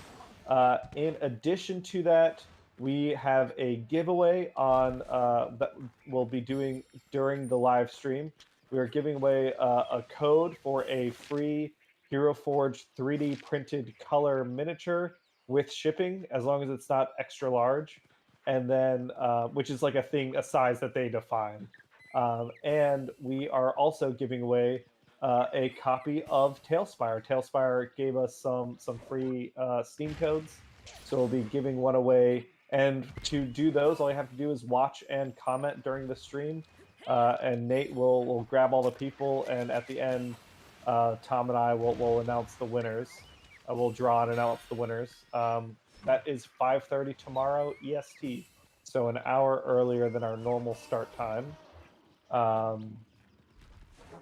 I'm trying to think of what else we got to say. If you are a fan of tabletop RPGs and dragons, we are also currently on Twitter. Today's the last day. We're doing a giveaway on Twitter. Our friend Oh yeah. John got a copy of Dragonlance, essentially an extra copy of Dragonlance. Sorry, I'm just getting as many birds as I can ahead of this fight. With a copy of Dragonlance, and I added in an extra copy of Fizban's Treasury of Dragons. So tomorrow we'll be announcing that to one winner. It's not just Twitter; it is on Mastodon, on Hive, on Instagram, on Facebook, all the social media. So if anyone wants to enter that, you can go look at our pinned post there. And we'll be doing all that giveaway stuff tomorrow before the live stream. I know I've mentioned it before, but the live stream tomorrow will not be on our channel. It will be on Hero Forge's channel. Hey, Sylvia Fox, how's it going? We got a lot of foxes. Hey, Sylvia. We are wiping out Teostras. And when Nate, there's one. When I say we're wiping out Teostras, I mean Teostra is wiping us out. But yeah, welcome to the channel. If you want to hunt with us, you're more than welcome to. We have the lobby information up top, and we're playing on Switch right now. So yeah, yes. you're more than welcome to come hunt. And we've got a Discord that we coordinate our hunts on and hang out on and all that stuff. And yeah, people have been asking for a watch-along stream or whatever it was called, Tom. So I guess we'll set that up. Yeah, well, I'll figure that out. I know there's a number of ways to do something like that. I'm sure there's an actual mode. I just haven't seen it before, but we'll get that set up. I say, why don't we just set it up as an event in the I think they're talking about a specific mode. Like we'll make an event for it, but we'll make a channel that I think is or a thread that is specific for the event itself. So we'll make an event, and then we'll make like a whatever this moded channel thing is. Gotcha. Because I feel like after Past Edit, I know I've seen it before somewhere. Okay. Just gotta put on the powders. I'll feed you, baby birds. I decided to try signing up for Mastodon, and I am very confused. I've heard not great things about some of the community stuff on Mastodon already, but I think it's just so new that there's gonna be issues with any social media platform. It's just people are trying to pick which one they want to move to now. I'm trying to figure out the server thing for what to join on the server. Or Pizza.retro. Join Pizza.retro. Pizza.retro. Okay. What category is that under? Probably gaming. I don't know. But yeah, so there are different servers. It's the problem for me is that Twitter, before it got fucked around with, was actually pretty ideal in terms of terms of community, but in terms of features. Function. Yeah. Mastodon, I get the idea. The idea is they want a social media platform that is federated, so everyone has a server that they can control, whoever wants to set up, like Discords, but all the Discords can communicate with each other, and then you as the Discord owner can decide what other servers people can look at. So if, for example, a bunch of alt-right shitheads create a server, you can be one, if they try and join your server, you can ban them, and two, if they create their own, you can be well, I'm not going to let that server appear on mine. And that is, I get that that's nice, but as a result of that, for example, Osprey, what you're experiencing, the startup for creating an account process is not super intuitive. Because it's starting out, it's asking you to immediately make a decision about a server, and you have no context for what that means or what it will do. Right. Yeah, I'm not even seeing the pizza one. Search on your just browser. Do retro.pizza, or is it pizza.retro? Maybe it's retro.pizza. How are the names picked? Is that just like a randomized thing, or People pick it. Whoever owns the server picks it. So like I'm on Mastodon.social, which is the biggest one and the original server, but it's also big enough to the point where they don't let people sign up for it anymore. The Arbitrary Hero account is on retro.pizza. We used to have an account on autobots.rollout, or no, scramble.city, but then that server I think shut down. And then Hive is like trying to be like Twitter, but I can't fucking upload a picture for the life of me to Hive. There's no desktop app, which bothers me. Yes. Like you need to have a desk. You need to have both at this point. Yes. So in terms of functionality, the Hive app doesn't do everything I need it to do, and the lack of a desktop app means it's not super convenient for me. Like today, I didn't post to Hive that we were streaming because it's inconvenient for me to do so. Yeah.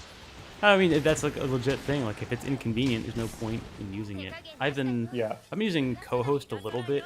That's definitely not a replacement for Twitter. I mean, none of these are, like, truly. What is co-host? Co-host is, so it's made by a group called the Anti-Software Software Club, which I know some of them, and they're cool. I like them. But it's like, it more resembles Tumblr in the way that the posts work. Like, they have, like, you know, reposting. Like, the UI is straight, like, almost, like, lifted from Tumblr. But it's co-host is just like the philosophy behind it is really cool. Like it's very like there is like a paid thing, but it's like maybe $5, and it's like, hey, this is just like for server space. This isn't for ads or anything else. It basically just functions like Tumblr used to, and like the reblogs and stuff. And they're trying to incorporate some of the features from Twitter. But it works pretty much the same way. Like you follow people, you get followers. There's posts. The tags are pretty cool. You can have multiple pin posts. But beyond that, like it's pretty much just like a mix between Tumblr and Twitter. It's not really anything super special yet, but also because it's being worked on by people who are not trying to monetize everything. Yeah, it's a little bit more trustworthy, but that's also just fuck. I rolled into that one. Oof. We're down to one. Osprey, you're following me. Yeah, I found the thing, and I just searched Arbitrary Hero, and I'm not sure how I feel about this platform yet, but I don't have any social media platforms I actually actively like right now, so I'd like to find one that I like. Yeah, and that's definitely something for me is, like, on a personal level, I realized I don't use social media. Like my Instagram account, I don't post to. I haven't posted to Facebook in a really long time.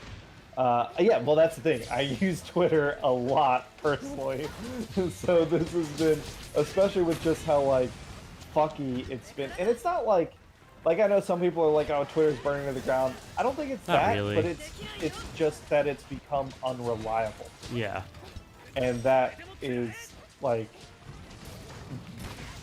something that the biggest benefit of Twitter is that everyone's on it and it's convenient. It's honestly a lot of the same benefits for Dungeons and Dragons. True. Very true. It's super easy to use because everyone's on it and it's convenient. And if I don't have confidence in that, then that means I'm gonna go put my attention elsewhere. So that's where when we were talking earlier about like the SRD and stuff, if they do that for one D&D, like there's a good chance that I just stick to like 5th edition for a while. Yeah. It's like it's stable and we know it works. And look how easy so both of you have had interest in playing tabletop RPGs outside of Dungeons and Dragons. How fucking hard has it been to find a game that's not Dungeons and Dragons? It's very hard. Like find one that you like, or just find one in general? To find a game to play. Oh, I mean, I know there's tons. I just get recommended a lot, or I see it a lot. No. Like not a game as in like a system. a game as in a table. Oh, as in a table? Yeah, that's been. I mean, when I was looking for Yeah. Shadowrun or even like Lancer stuff, like there's some in those communities if you go to those communities. But like if you're looking on like general sites, yeah, like Roll20 does not have them. But like for Lancer, I've gone to like the official, well, the I guess official, unofficial Discord, and there are games, but they're usually pretty full. Like Yeah, there's not as many Pathfinder's listings. been hard.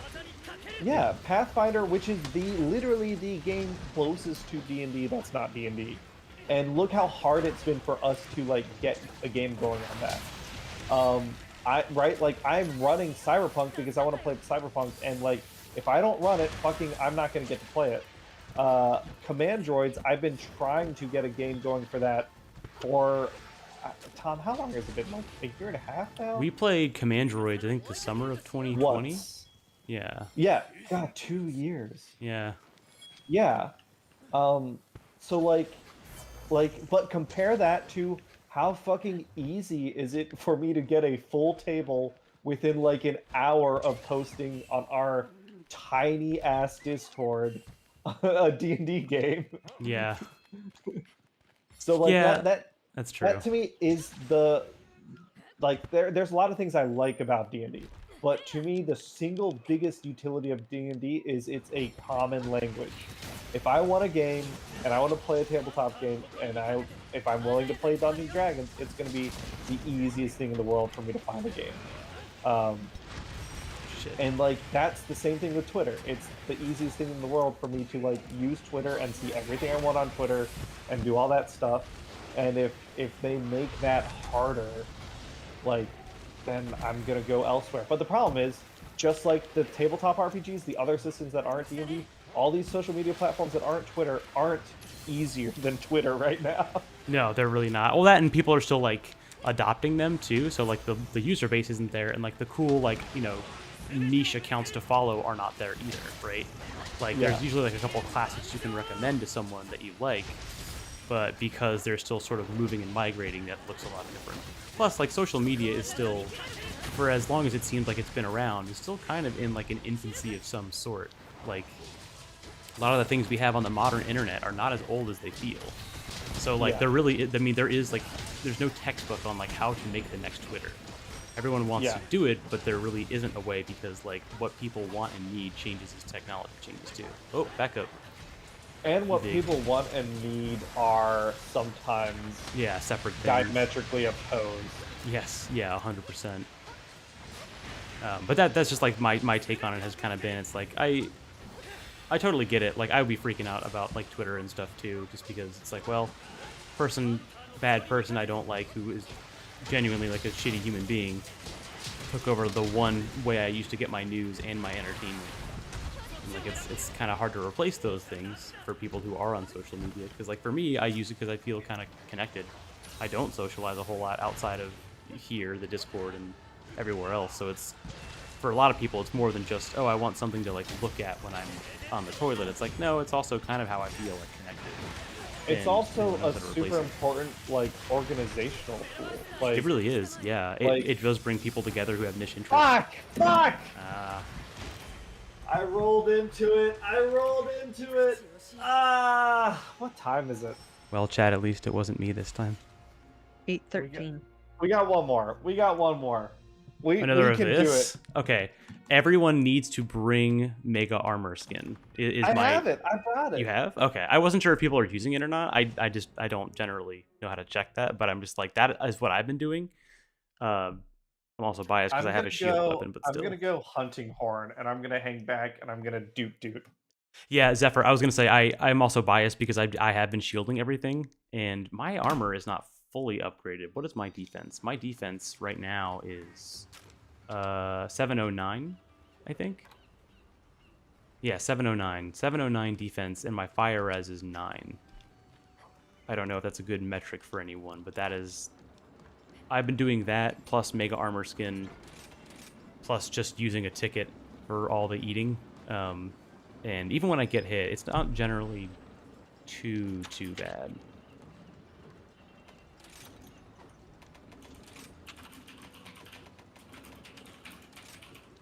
Also been taking immunizer just for the fire damage to not do damage as fast. It's the first time I've ever Sorry, used hold on. immunizer. I'm responding to Anakin. No, the raffles don't happen Oh, during the it stream. just All we're does? doing during the stream is a giveaway of 1 Hero Forge code and 1 Tailspire code, period. Both the TTRPG What are we talking and about here?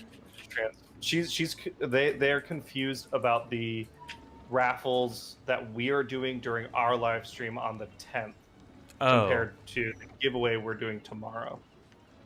Both the TTRPG and Transformers raffles are separate events that the Arbitrary Hero team is doing during the Arbitrary Hero live stream on December 10th.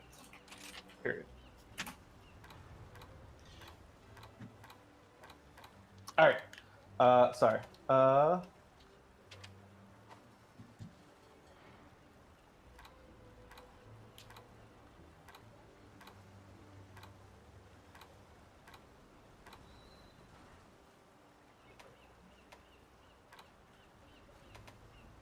What were we doing? Teostra. Y'all are gonna try one more time? Oh, Nate left. Coward. Yeah. Alright, let me change equipment loadouts. I'm gonna try and make a wide range jewel, see if that helps keep us alive. Hunting horn.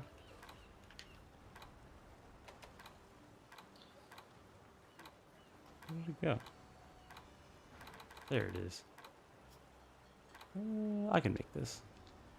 Let's try this out.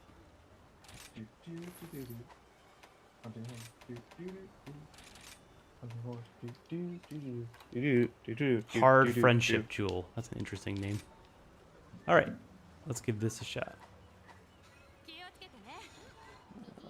Use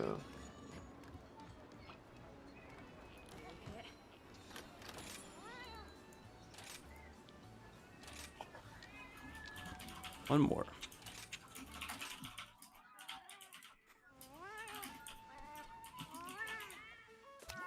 Yeah, Zephyr, I'm using the extra like defense stuff because my armor is so like low in level. I haven't done any curious crafting on it, I don't think. Or I just started it, so I'm trying to make up for the levels I don't have yet.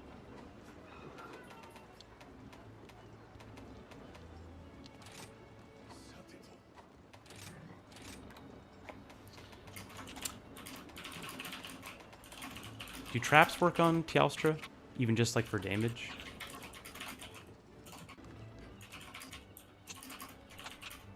No, not Okay. Elder Dragons. Okay, yeah, that's what I thought. I couldn't remember if Teostra was an Elder or not.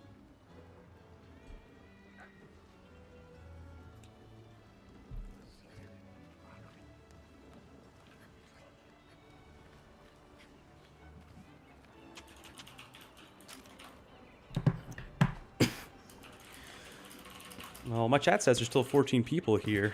There's still 14 people in chat. Huh?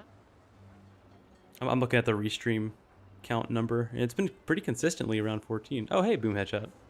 Sorry, I wasn't trying to do like Boom a Headshot. roll call or anything. I was just curious because restream chat used to do this thing where it would like hit the peak number and stay there, even though in reality, like a bunch of people had left. So I was just curious, like, damn, there's still 14 people here? Y'all like this? Well, they laugh at our pain. Oh, it's entertainment. I meant that sarcastically. I mean, they also probably find it amusing when we're roasting each other's choice of games. True.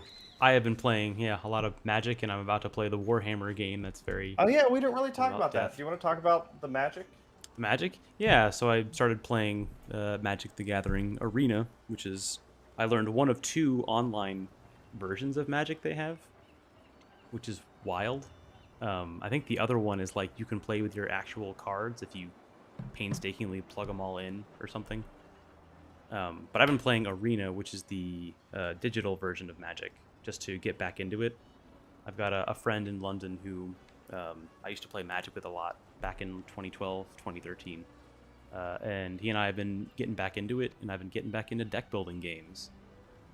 After playing Inscription, I needed something to fill my deck building needs, so I got back into Magic, and I am terribly playing my way through some games. I'm mostly using red and white samurais and red and green werewolves because I am slowly building my collection by doing all the free events and the tutorials. But it's pretty fun. If you played Magic at all in the past and you were looking to kind of get into it without having to pay like any money if you don't want to, Magic Arena is a really good way to get back into it. And the thing I love about digital Magic is the thing I always had trouble with playing paper Magic is forgetting all the active effects on the battlefield. Having a computer do it for you is fucking awesome. I love Arena for the sake that it keeps track of and enforces the rules through game code versus two people trying to remember, oh right, I cast that enchantment 8 turns ago and need a retcon, all that. So yeah, if you like deck building at all or want to try Magic for the first time, highly recommend it. It's a lot of fun. Yeah, I've done a little bit of Arena. I haven't had the concentration without my ADHD meds to actually successfully keep my focus through an entire game to not make mistakes of, oh, I just completely derped on that because I lost all my focus. I do agree. I also take Adderall, and my best games happen like when I'm, like playing from home, like during the day. If I try and play at night, I just like misplay 2 things, and I'm like, well, that's pretty much the end of the game.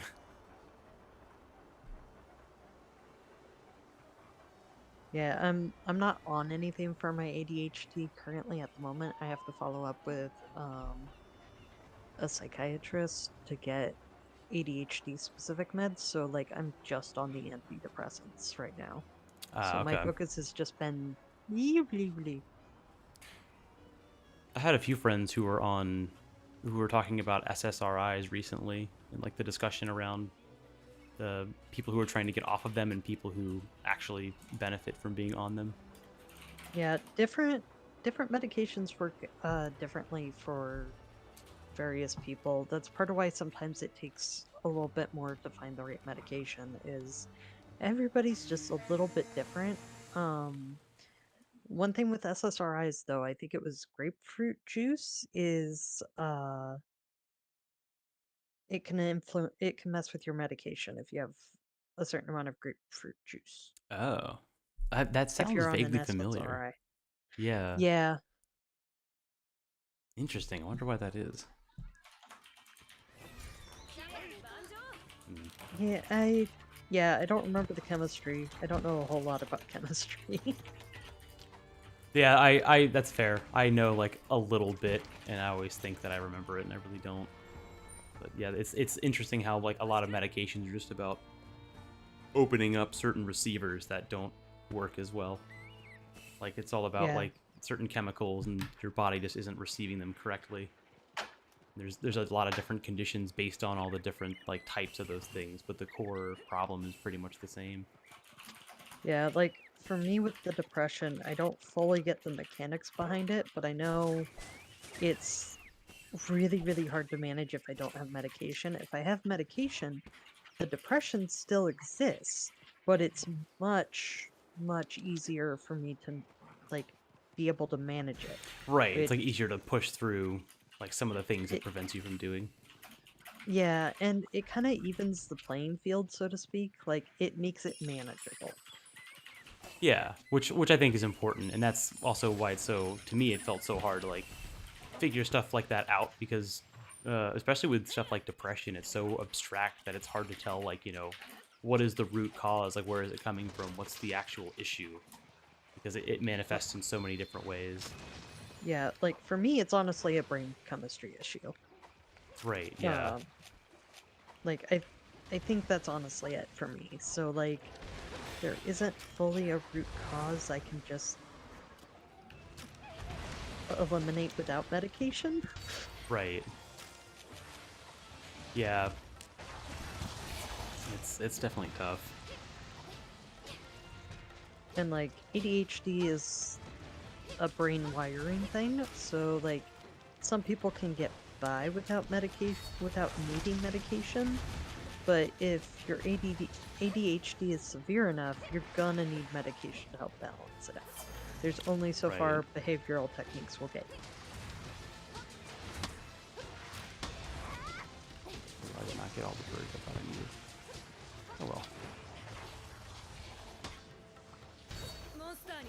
Alright, so maybe this will be a little bit easier now that it's just 3 of us. At least the health pool will be slightly smaller.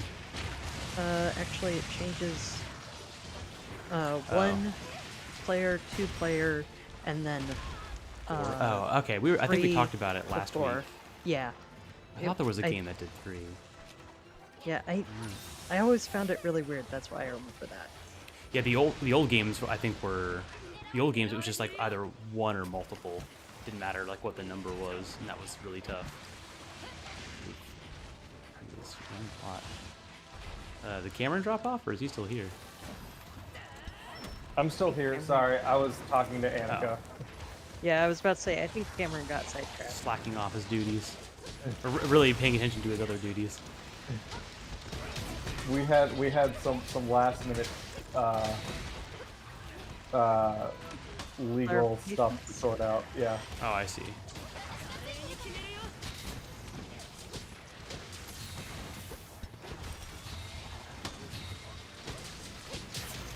Oh, he left. That was quick.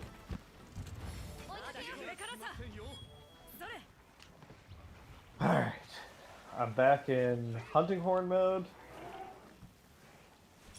Take it nice and easy. Yeah. I've had to do Gunlance for all the title update stuff just to play it safe. Yeah, comfy Under hunts. leveled. Yeah. Which is not that bad. Trying to make sure I keep the damage application up.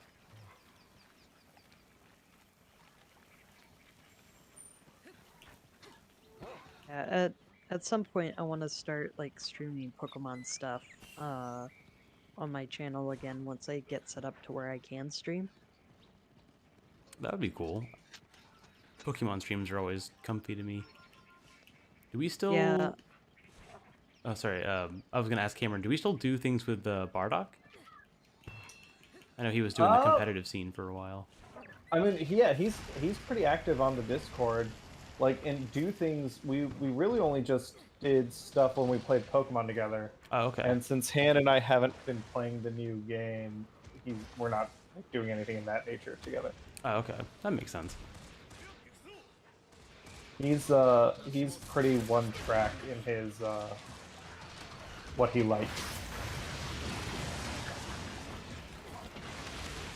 Yeah, I'm definitely enjoying playing the new games. Like I really like some of the changes they made this gen. And while I'd like to see stabilization happen, I'm still getting so much enjoyment out of this game. When you say stabilization, you mean the code, the literal game code, right? Or are you talking about something different? Like performance fixes. Is this just the glitches, or is there other stuff like clipping and stutter, things like that? There's some clipping and frame rate issues. There's some weird graphical bugs. But overall, it hasn't been enough to really get in the way of me enjoying it. Like, I notice them and they're there and I wish they weren't, but the game is so good that I'm just kind of like, okay, I enjoy this either way. There are some things I hope they tweak for next gen. Like, they kind of had this whole thing, you can go anywhere and do anything, but you have certain restrictions on what Pokemon you can control still, and different regions are at set levels instead of there being like a level up system across the board. So you can only sort of go anywhere and do anything in it. Like, if you go to this one gym, the Pokemon are going to be level 35. Whereas in the other gym, they'll be like maybe level 20. Gotcha. So you could go fight the higher level gym, but at some point it's like, okay, even if you have a super good strategy, the numbers just don't add up and you won't win. Or you'll level up so much to fight that one that everything else will be kind of trivial. Gotcha. So I kind of like I think I know why they didn't do it that way, and I think it had to do with resources. Because as it is, I think they didn't give themselves enough time for the level of scope they were going for. Yes. But I'm hoping next gen they kind of have they find a way to make it go smoother. And so they can really like build on some of the stuff they introduced in Gen 9 and Legends Arceus, because there are certain aspects of Arceus that made it into these games. Yeah. Yeah, everything I've heard is like great concepts and game, shaky execution, and everyone kind of knows why the execution is shaky. It's just an unfortunate thing that because of the nature of the Pokemon franchise and the games not being like the biggest part of that franchise, right? Some of it is they really want to keep the competitive scene fresh, I think. And Sword and Shield was definitely losing a lot of that freshness. Oh, interesting. I didn't even think about it in that term. I thought it was more about like merchandising in the TV series, and like they have to stick to a certain release schedule for all the other parts of the franchise, which like Pokemon's the biggest media franchise in the world, but the game is not the biggest part of the Pokemon franchise anymore. I feel like there are things they could have done, like leaned a little more into like Arceus stuff if they were wanting to give themselves a bit more time in that regard.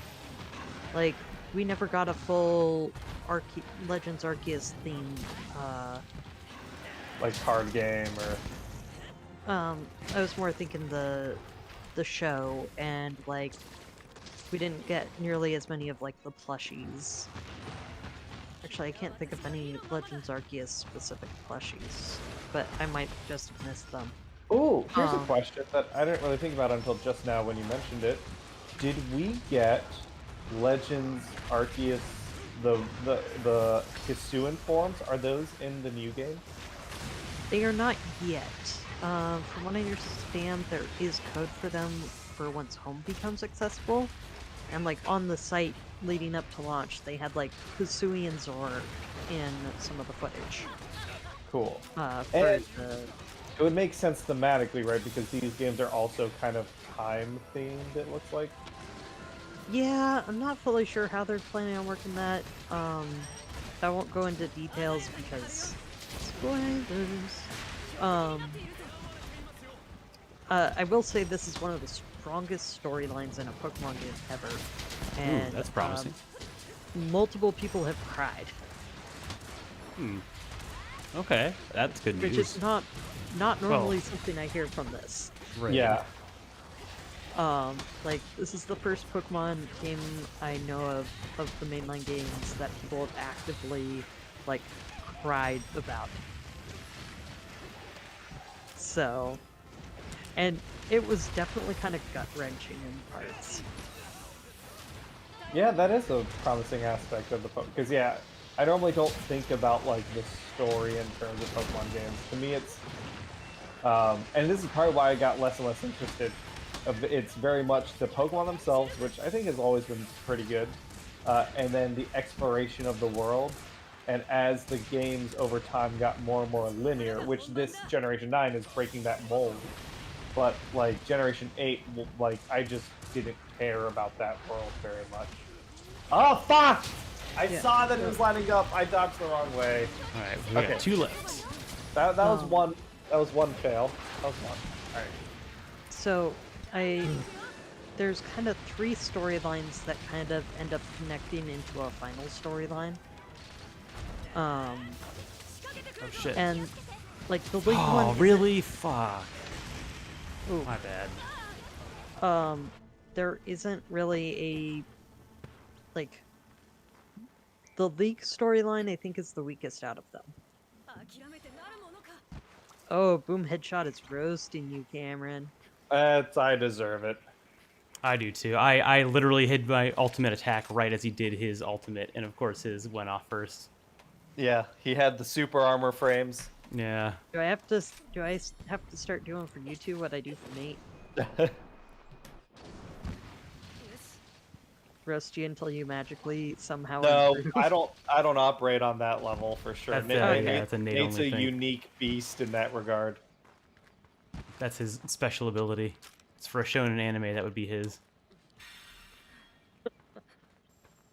So what would your two what would you the special abilities be for you two? Probably oversharing or talking for like a really long time unnecessarily. You? Probably. I mean, at least I don't know, something like. I mean, that's as like a joke Oh, answer. Yeah, I guess totally. maybe with people you care about, Tom. Why do you say that? What do you mean? You don't overshare with me. Oh, I mean, I just like once I start talking about something, it's like, well, I could say something in 60 words that most people say in like 6. I've noticed that is like my special ability is like, so what was the point of what you were trying to say that you went to the park? And I'm like, yeah, you're right. Gotcha. I've never really actually noticed you do that. Yeah, Oh, really? Oh, that could also just be me, like the way that I'm internally thinking about it. But self-conscious about something. Yeah. Yeah, I think it, like, to be fair, I don't get to spend a lot of time around you. That's true. Yeah, I haven't been on as many streams lately either. I think like if I had an ability, it'd be something about like adaption or empathy or something. Somehow, if I could work that into like a shonen thing, I'm sure that's what it would actually be. Oof, no, wait, I did put on. Okay, I put on my armor. Or no, wait, no, I didn't after I died. I gotta put on my armor thing again. Hey, Cameron, what about you? My special shonen anime ability, I would say determination. That's a good one. Okay. I also like Undertale. I put my mind to something, and I, not always, but I tend to have a lot of confidence in getting it done, and I do get it done. I'd agree with that. I might drive a lot of people crazy along the way, but it happens. One thing I've noticed about you, Cameron, is you keep being like, I'm too busy to do this thing. And then you go, but I really want to do the thing. Yeah. And then later you're like, why am I so busy? Yeah. That's definitely part of it. I don't know what you call it. It's not, I guess, like, it's not really biting off more than you can chew, because I do chew it. Yeah. Yeah, I kind of agree with that. It's not really about a like success-fail rate. It's more about attempting to do the thing and it not like costing any real resource. Uh-oh. Fuck out. That honestly, that is the killer. The Domains of Dread thing. At first, you're like, well, I have Max's Mythic Mercenaries. I have Ram of the Frost Maiden. I'm just way too busy to do Domains of Dread. And then you're like, but now I really want to do it. And then you're like, I guess I'm doing it. Yeah, to be fair for that, the whole reason Domains of Dread started is because Cherie had a show. So essentially Max and Mad Mythic Mercenaries went on hiatus. And the viewers don't know that because we are backlogged on so many episodes. But there was a 3-month period where we weren't playing. So that was like, okay, well, if I'm not using those 4 hours for Waterdeep, then I'm going to use those 4 hours for Domains of Dread. And yeah. So maybe that's my superpower is logistics. I can see that. I'll make all the pieces fit. Somehow. Ooh, someone just knocked over Teostra. Yeah, that was real clean. That was good. That was a heavy bow gunner move right there. Yeah. All right, let me get that head. Yeah. Get him. Ooh, yeah. Nice, the double. All right, and that gives me a chance to do my big fuck off bullet barrage move. Oof. Oh, nice. Yes. It's all coming together. We gotta play clean. I'm remembering. I'm not getting greedy. Oh, he's leaving. Yeah. I need to start eating for that, whatever that extra cart is. I never think to get it. Yeah, insurance. I always forget to get that before the big. I have it available, so I ate for Moxie, and I do still have Moxie up, which is nice. I know like World and the old games let you make like the custom like food templates. I haven't done that in Rise. I always just take whatever the options are definitely more limited in Rise Yeah, and Sunbreak, and it still bothers me that we eat nothing but sweets. that is true. Yeah, I kind of wish there was the meat in the vegetables again. You Yeah, know what I wish they would do? What I kind of wish they did for this one? Ramen. Because you can do a lot with Ooh, ramen. yeah. Actually, that would be yeah. cool to see like, If you're noodles. gonna stick to like one dish that you could customize, ramen would be an excellent choice, and I'm surprised they haven't done. Come on, get out of there! Woo! Sweet. Shield time. But yeah, Oscar, you're totally right that ramen could be like a big thing. Yeah. How is the cooking in Pokemon? I heard this new game, like, so I heard the animation's really weird. I heard, yeah, so what I've heard, and I remember there was the Curry Dex in Generation 8, and I absolutely did not engage with that at all. But then I've heard, is it improved in this game? I wouldn't is there say more of an so. incentive to cook? Well, you do get certain buffs for cooking. Well, I wouldn't call it cooking. You're making sandwiches. I'm already on board. So basically, you choose the ingredients you're gonna put on. Like, there's two modes. There's freeform mode, and then there's recipe mode. Recipe mode, it'll tell you what you're gonna get for that recipe, and it auto selects the ingredients, and you just put them on the sandwich. And it'll change what kind of sandwich it is if any of the toppings fall off. So you have to make sure you put them on well. Interesting. And then you drop the top part of the bread on top and put a pick in it to hold the sandwich together, basically. Which the picks don't seem to have a specific effect. They just kind of exist. Do you have like options in terms of the pick? Yeah, you can buy different picks. That's funny. So I Big will hit. say some of the sandwiches are crimes against culinary arts. Like, oh my gosh, some of them are so bad. But like they'll do like When you say some of them are so bad, you mean players have made horrible sandwiches, or the game encourages you to make bad sandwiches because of the system and the buffs? if they were sandwiches in real life, they'd be disgusting. Okay, I see, okay. Yeah. So they are. You're not making a totally customizable sandwich. You're making from a set of like pre recipes. Well, And you some can of those also are do disgusting. you can do free mode too. Okay. Where you choose the ingredients. But yeah, some of the sandwiches seem disgusting. Give me your grossest sandwich. Off the top of my head, there's one that's like mayo and cheese, and that's it. That feels like a very Japanese thing. Like, that feels like one of those vending machine sandwiches that I'm always curious about, but I'd never eat. Yeah, it just also sometimes some of the toppings will kind of clip visually so that it looks like it's embedded in the bottom part of the sandwich. So like when I made the cheese and mayo sandwich, it just looked like the cheese was like infused into the bread. So it was pretty much just like a Oh, mayo ew. sandwich with cheese bread. Yeah, the visual stack there needs to be good for a sandwich. That's a lot. If I Yeah. made a cheese sandwich, what would I put on it? I guess instead of mayo, I'd do butter. And I feel like I'd still want tomato. I could do a tomato and cheese, but just cheese is not a... Yeah. Yeah, that's So, no bueno. Gotta have pepper jack.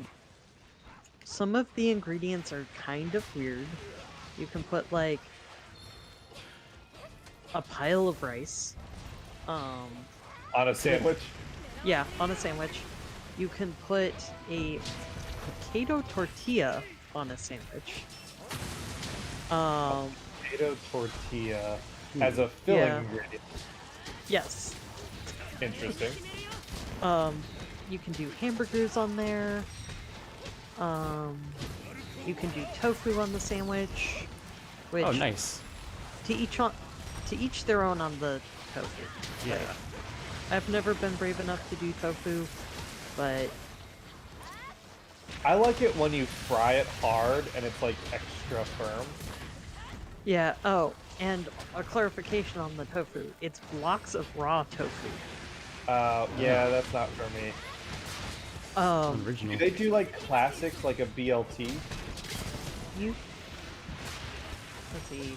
Bacon, I guess tomato. I guess I'm assuming, right, from a Western Yeah. standpoint, like it's a classic American sandwich. You could make that. Like, the toppings exist for you to be able to make that. Cool. One thing that was kind of weird was the great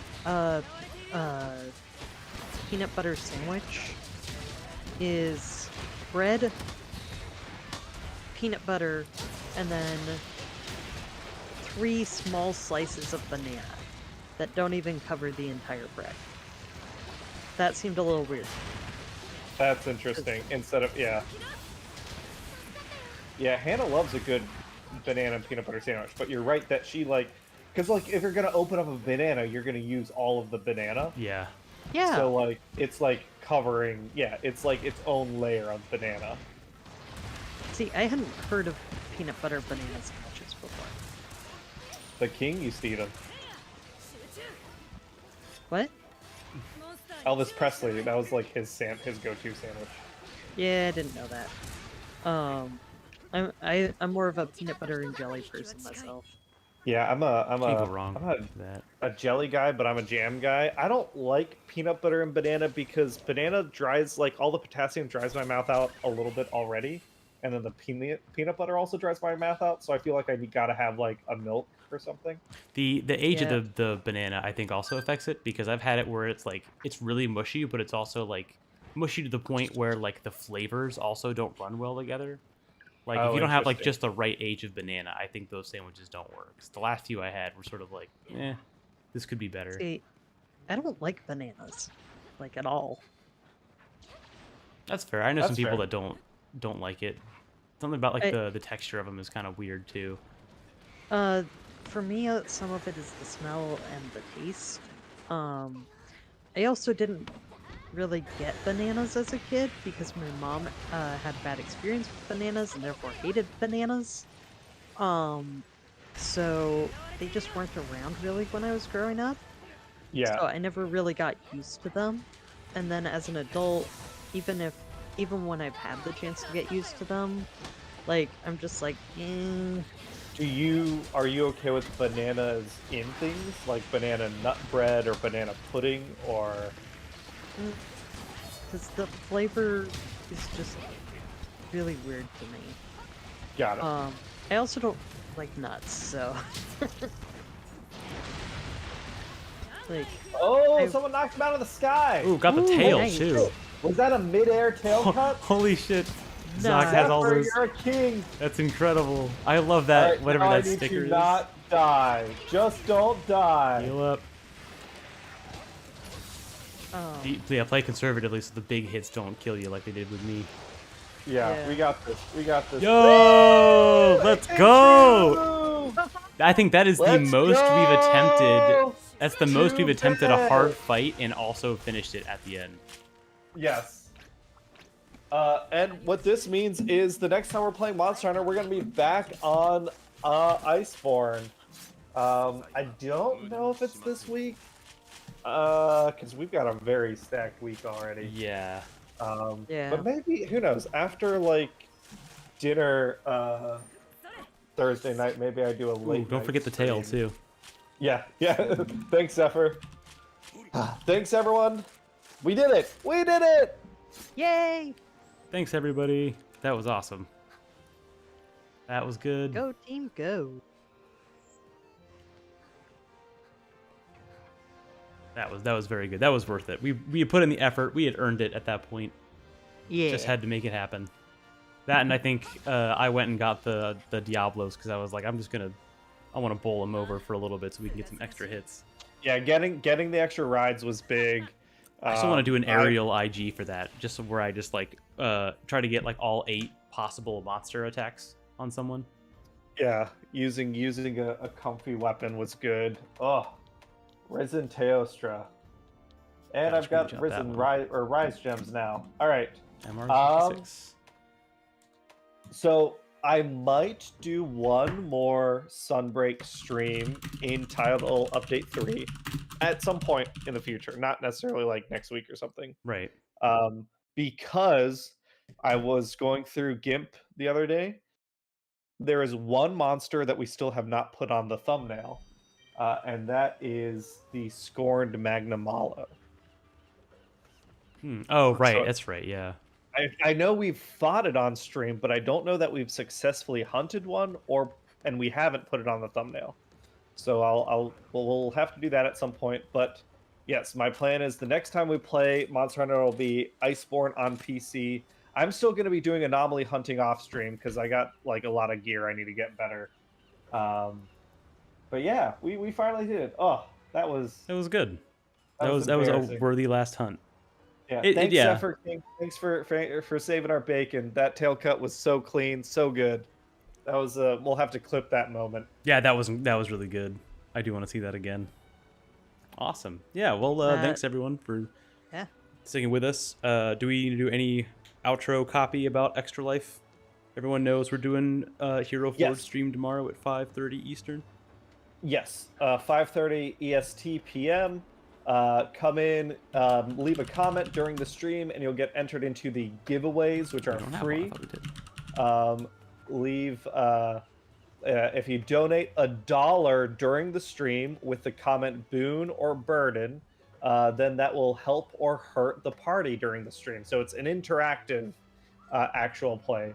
And then also we have the TTRPG raffle. If you donate $10, it still counts as helping or hurting the party, and you can be entered in a giveaway for all sorts of TTRPG prizes. If you want some virtual tabletops, Foundry VTT gave us a code for their VTT, and 2 modules, which I think one of them hasn't even come out yet, which is awesome.